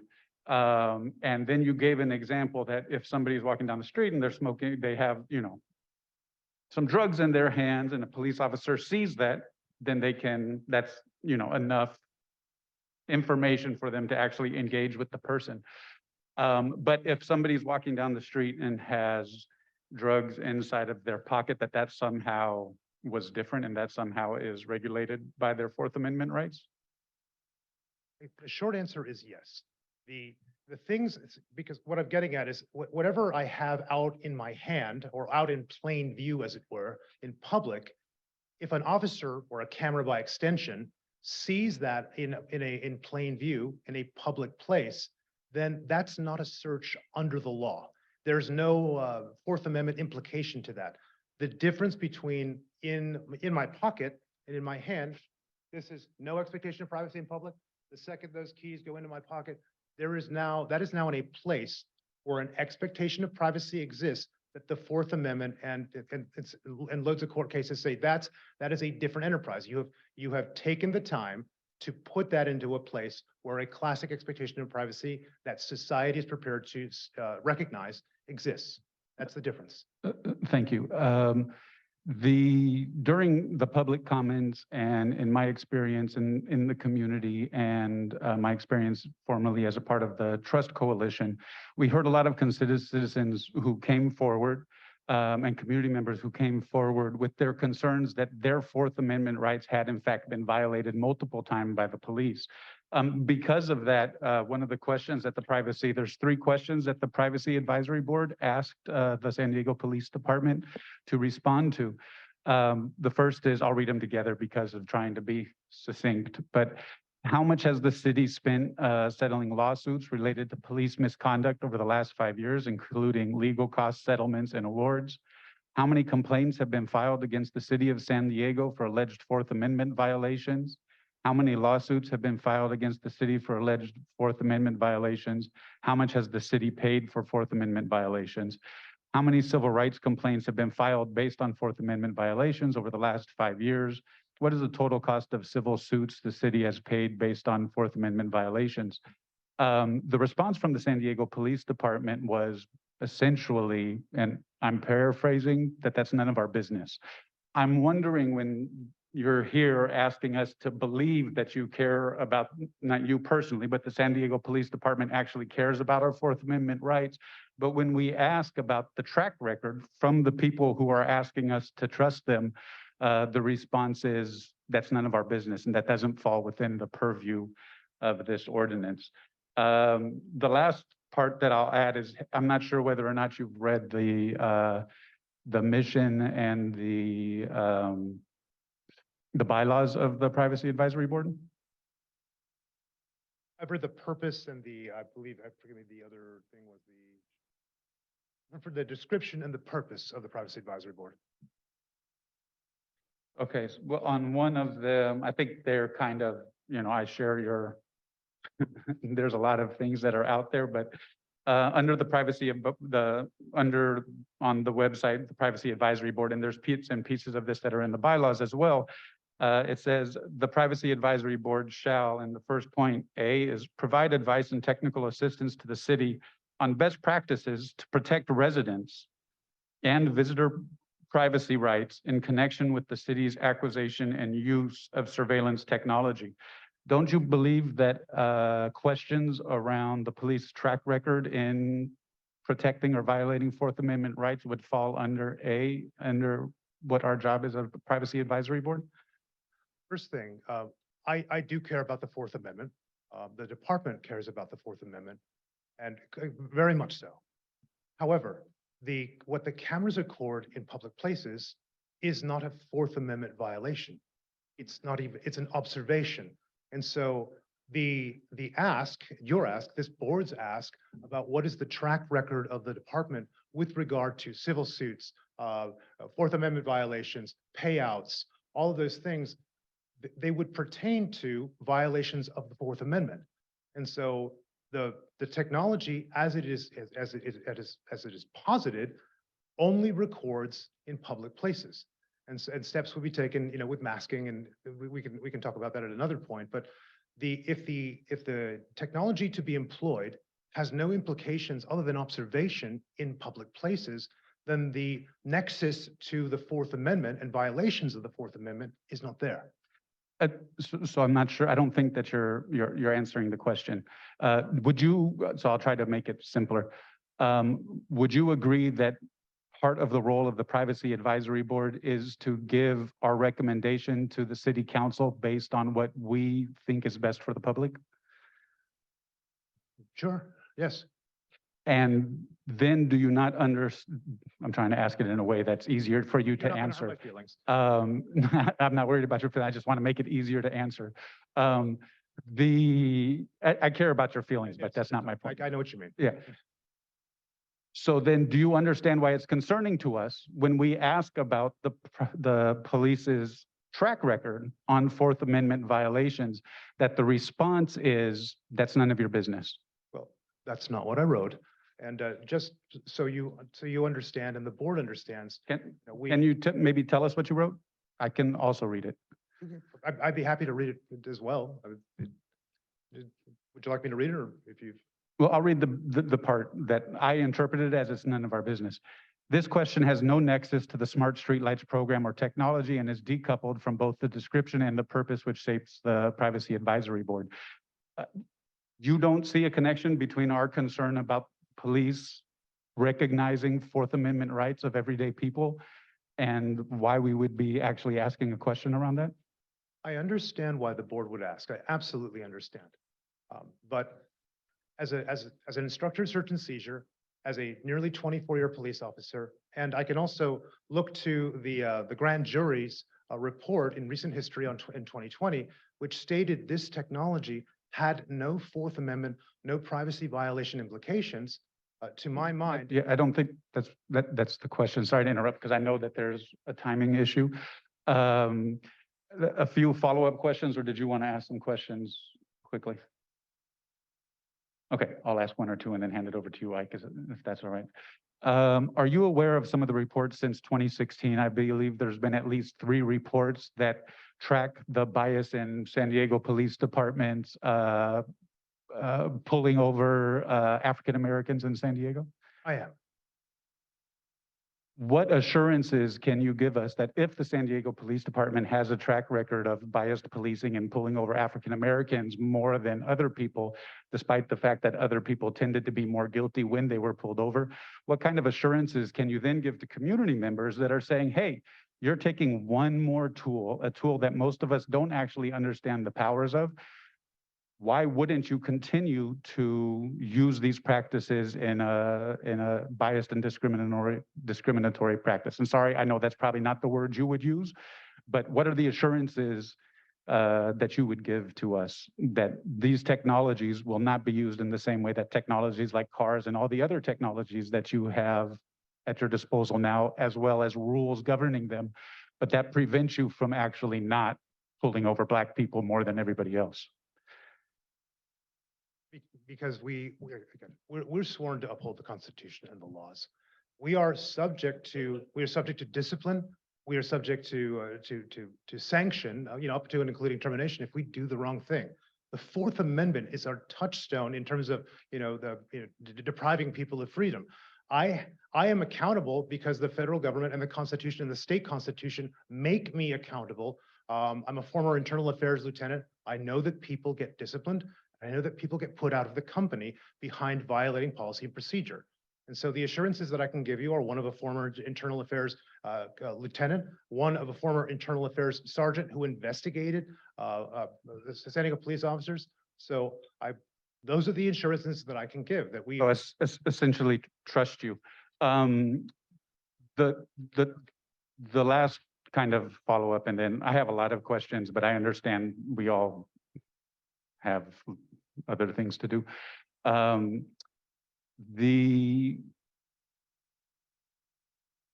Lost my track. The last follow-up question that I had was with Fourth Amendment rights. I'm gonna pass it on over to Ike. Yeah, and maybe it'll come back to me. I apologize. I think Lee had a question. I got it. I got it. Do you know whether or not, despite you're aware of these reports, do you know whether or not the San Diego Police Department has admitted to racial bias or racial profiling, period? We have not. And so even though we have reports that are saying it, even though that you've said that you've seen people who are actually have been disciplined based on it, the San Diego Police Department themselves continues to dismiss any concerns over, or to just say, not admit that there is actually any racial bias or racial profiling within the San Diego Police Department? And that's my last question. I'm not saying that, that people don't do things that are contrary to a policy, procedure, and law. We recruit people, we recruit human beings, and human beings are fallible. Where people are found to have violated policy, procedure, or law, we take action against those people. And ultimately that can lead to up to and including being terminated from the organization or facing sanction for those things. Have those actions in any way stopped the amount of racial profiling that's happening since 2016? Or have the numbers continued to be roughly the same? That I couldn't speak to right now. I have a number of reports that I'd be happy to send to you afterwards. Thank you. Thank you for that line of questioning. It's really important for the community here. I think Lee had one, and then I just had a follow-up about the ordinance. Just in general, I think technology is coming, and it's coming whether we like it or not. It's going to be here, and I think we should utilize the tools to be better, effective, and efficient in our work. We can't have just pure gutting through with human nature. And I realize that San Diego Police Department, like all police enforcement, is really in a tough position. It's a difficult task. You're asked to do a lot of different things. And resources are limited. I feel understanding sympathy with regard to the amount of work that it takes to respond to questions and monitor these particular issues, but there are things that have to be done. And so there's a lot of great processes and principles out there that have already been established. For example, the Department of Homeland Security has a privacy office that has come up with guidelines for best practices. The Security Industry Association Data Privacy Code of Practice has really good policies, procedures, guidelines. AICPA has privacy management assessment framework. There's a lot of great tools that we could follow. But it looks like you're actually working pretty diligently to gut through some of these questions on your own. And I'd hate to say reinvent the wheel, but are you following or trying to go through some of these guidelines and frameworks that maybe already have been created? Truth be told, we're looking to comply with the ordinance. So that's, we're looking, that is our touchstone. That is what we're trying to comply with. I mean, obviously, I'm happy to look to other things. And I know Mr. Hofer has offered his assistance as well. Okay, well, those other things have things like key performance indicators. You mentioned a number of, in responses, information may be provided to law enforcement. What is law enforcement? What kind of key performance indicators might happen as to who actually gets this data in the future, so we can go back and understand what has transpired and what has not transpired. A little bit, as our chairman mentioned too, as we change technology and go from one period to the next, we can then monitor what actually happens based upon what we all agree are the key performances that we're looking for. It's a good segue. I just have one, and I know Pega has a follow-up. Related to, we're just trying to follow the ordinance here. It's new. There's a lot of things that aren't necessarily completely clear. Even if we kind of saw things the same way, even if there's so many concerns that came up that just don't seem to comply with the ordinance, right? There's a 15-day retention period, but the use policy doesn't say how that data is purged. It just says it's going to be purged. When I think under data sharing, when you talked about investigative purposes, the ordinance requires that also included is required justification or legal standard necessary. So like kind of hands are tied in that sense. And I just, is there a way out? I mean, I know many times we propose just sitting down because we have issues with that as it pertains to the ordinance, and we'd love to just sit down and hash out a couple of those to at least get to a state where we can consider that. But there's so many issues with that. And like you mentioned, Brian Hofer has also offered to sit down and break those down as well. Is there a way we can get to the point where even if there was some understanding, there aren't just so many issues with comporting with the ordinance? And it depends on flexibility with timelines. Obviously, we want to make sure we're doing our part to meet our diligence. And the answer is it depends. We want to make sure that we're trying to push out, forgive me, a better spoken, employ this technology in a way that helps us to seek justice for victims, to solve crimes. And if there's a forum that I want to make sure I'm complying with the Brown Act, that issues are, and this is a new board as well, that these things are vetted out publicly. And I'm here and I'm happy to answer questions. So that's I think is a good forum for this. Do you honestly think we have the time to vet every single issue publicly during these meetings? Well, again, we do have some 70+ technologies to get through as well. So maybe there's some way that we can look at timelines and flexibility on the timelines. We're certainly interested in working with that. Mega? Thank you. I'll try to be very quick. So the analogy, this isn't really a question, it's just a statement for everyone, maybe. The analogy that these lights are similar to an officer standing and observing something doesn't really quite hold up, right? I think the analogy is if there's an officer standing at a corner watching me go by, then there's an officer at the next corner watching me go by, and another one at the next corner, and the next one, and the next one. And they all put this into one database. And not only that, but they use that to train additional algorithms, additional recipes, additional ways of monitoring everybody else. So I think that we should be careful when we make that analogy and recognize that expectations of privacy do change. And that as we move on to this untargeted mass surveillance, pervasive way of surveilling our communities, we should be really, really thoughtful. And that's why it's important, I think, for us that all of the things in the ordinance are rock solid, are very clear, right? And that's why we keep asking all these questions, because we want to make sure that everything is spelled out as clearly as humanly possible in these things, because these are, where it's sort of like Lee was saying, it's a new frontier. We're not trying to be obstructionist or be, you know, Luddites or anything. We understand that you know, technology is here, but it's very important for the community. It's important for the PD and for the city to show how the cow eats the cabbage, right?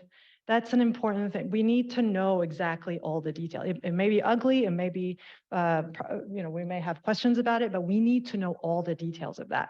The problem that we have, you've asked, and I think this is fair, you said the board is supposed to make its modifications, recommend modifications. I think that's fair, and I, speaking at least for myself, I tried, but there are certain things I just can't logically give you recommendations about without knowing what the technology is.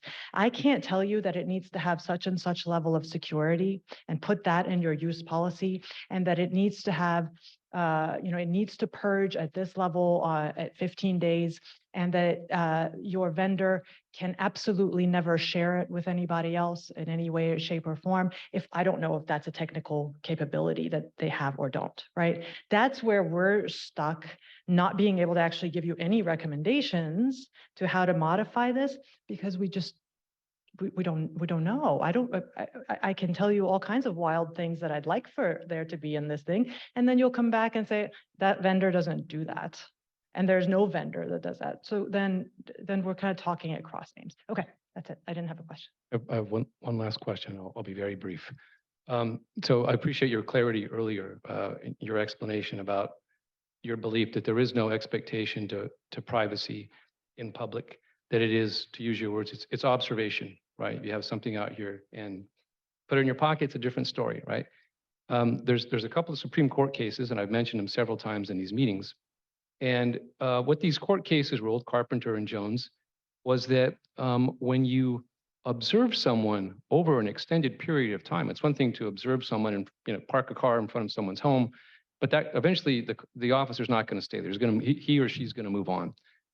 What's different, and what was ruled in Carpenter, is that once you have prolonged observation, you're no longer just making an observation. Now, and especially with this equipment, you are essentially tracking people. So you have the vehicle license reader, you're moving from point A to B to C, and now the criteria has changed, or the practice has changed from observation to looking at someone through an extended geographical network, and the level of detail that the cameras admitted or that also yield as well. These are high definition cameras, right? So they can, I think they could probably read the time on your watch if they were used in a certain way. So my question for you, I'll make it really simple, is based on what the court has ruled, and this was in reference to GPS and cell phones, and now we're talking about cameras and vehicle license readers, do you think this constitutes a form of tracking? Is it just, are we just talking about observation, or I'm just curious to hear your thoughts, or might this also be considered a form of tracking? And if it is a Fourth Amendment issue. So I'm just curious to know what your thoughts are. I'm really glad you asked. So the thing is, everything has its limit. So the cell site location information, all of us carry around cell phones. I mean, the majority of people have them, smartphones. The cell phone is sending out location, is trying to find cell towers probably up to 100+ times a day. And so the Fourth Amendment, again, doesn't prohibit all searches, just unreasonable ones. The reason the cell site location information becomes a track, as you put it, is because of the fact that the cell site information is so constant, so persistent, so pervasive, as opposed to, say, a point-in-time camera, and the vehicle moves on.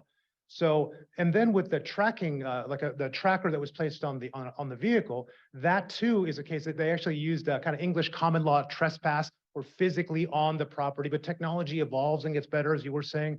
And so the fact with the trackers, they use the English common law idea of trespass onto the property. But then again, that constant, unending, unyielding surveillance is an affront to the Fourth Amendment. I think there was another case of the beautiful struggle. Forgive me if I'm not getting it wrong. There was a town where the police department thought it would be a good idea to fly drones for 12 hours a day, Baltimore, yeah. surveilling 90% of 650,000 people. So that case, obviously the court said, hey, the police department said it's only daytime. But the court said, you can move the track back to the front door. And so the level of specificity, persistence, and constancy is offensive to the Fourth Amendment. The technology to be employed here, I mean, again, I'm not looking to have a camera on every corner, is point in time. It is a snapshot of a moment. It is not an amalgamation like cell site location information where my every movement, because there's a study, I can't remember where I read it, that we're never more than 6 feet away from our phones, and they're a good proxy for us as individuals. So the level of pervasiveness, the level of constancy, the level of continuousness is not met by the streetlight cameras. So that's the difference. And I guess my concern with your statement is that we're talking about 500 cameras. So there are hundreds of points that make it appear that it is tracking, but I'll leave it there. I don't want to be there, but that's a concern I have. Will be closing comments. If so, we'll go move on to a vote if there is a motion for that. Any closing comments? Just a few seconds, 10, 20 seconds.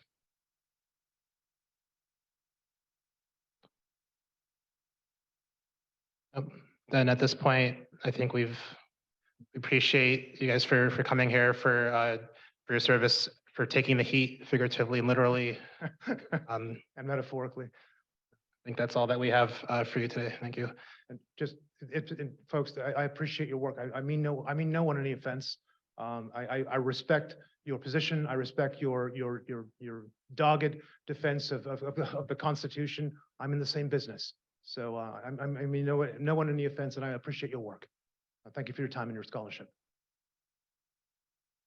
Just want to remind the board, if there is a vote on a motion, we are required per our bylaws, not per ordinance, 2/3 of the appointed members. So at least there'd be 6 of the 8 in this case. Unanimously to pass. Otherwise, we would default to no recommendation. I'd like to make a quick closing statement. I just want to point out, and hopefully it'll be in the notes, how kind of absurd may be too harsh, but how absurd it is that an issue with the magnitude that this is having, a technology that we don't understand, that our questions end up being confined to, what time we have to leave. But I'm also hoping that all of our board members understand that this really, I think, is, and part of the reasons we have so many questions is this is really a historical moment, and that there are a lot of people who are very concerned about these technologies, and there's a lot of people who are very concerned about these technologies in the hands of their mothers and brothers and sisters, but even more so in the hands of police. And so I hope we all consider that, because we have to ask ourselves how much, if we say that surveillance is the answer to crime, if technology is the answer to not enough police officers, then I think the question we have to ask is, well, how much surveillance is going to be okay? When will we stop asking to put more cameras up? I think the question that we should also be asking ourselves, and this is it, I promise, is will the police department, regardless of what a recommendation comes from here, will the police department move forward despite your appreciation for all of us with your recommendation from City Council and the mayor, even with a no recommendation from this body? Was that a question? Okay.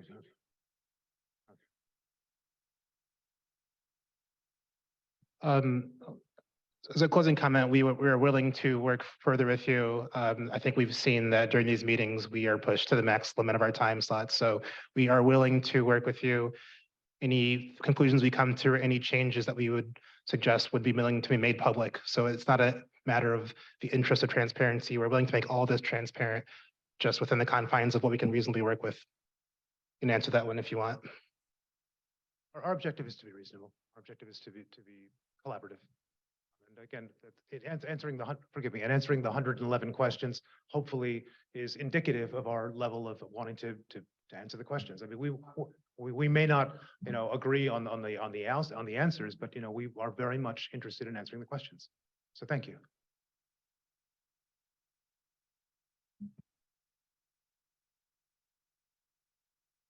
I'd like to move for a vote to reject the proposal before us. My fancy words aren't working. Hopefully that was clear. Option number 2. So it would be a yes vote. It would be a vote to send option number 2 forward to the council. Is my proposal. And just if we do this, just a point of clarification, I'd like at least a couple of minutes to explain my position before we do that. I don't know if we can do it after or before, but I think the public deserves a rationale for our vote for the record. So I second Khalid's motion to vote, but I want to have comments first. I think we want to keep comments before the vote. Please, if you have any closing comments as we vote, go ahead. Okay. Please keep it within less than a minute. I'll try to keep it short. So I want everyone to know this is a historic moment. No other city in the United States is voting to have this number of cameras. So there's a precedent that's being set here. And what I'd like, to emphasize, going back to what we heard from the department today, the issue is there an expectation to privacy? For me, there's lots of things that came up here, and I think most of you understood my point, which is it's not just mere observation. When you're tracking people through space and time, when you're collecting details, now the criteria has changed. The court has ruled this in a Carpenter case, and it ruled this in Jones. And the question is, even though the court hasn't ruled on this specific technology, right, we have an important role here, a democratic process. We don't need to wait for the Supreme Court. We can set a precedent here in this board, and we can send a message to the court. We can send a message to other cities. And so the foundation has been laid by the Supreme Court. It has given us some guidance. It hasn't ruled on this, but as someone put it last time, just because we could doesn't mean we should, right? So I want everyone just to think seriously about the Fourth Amendment. For me, this is a big issue. It's a compromise potentially of our Fourth Amendment right. And in my view, I'll sum this up. We're not talking about mere observation. We're talking about tracking people. And that's essentially what we're signing off for today. I'd like to make a statement too. We live in a world today where there's already an imbalance of power, and modern AI-powered surveillance technologies are effectively a weapon. They should be seen as a weapon, as a munition, and they shouldn't be underestimated because they can change and shift the balance of power. And currently, the viewpoint about this is that certainly they have benefits to things like law enforcement, and we can mitigate the risk by kind of putting cages or safeguards around them.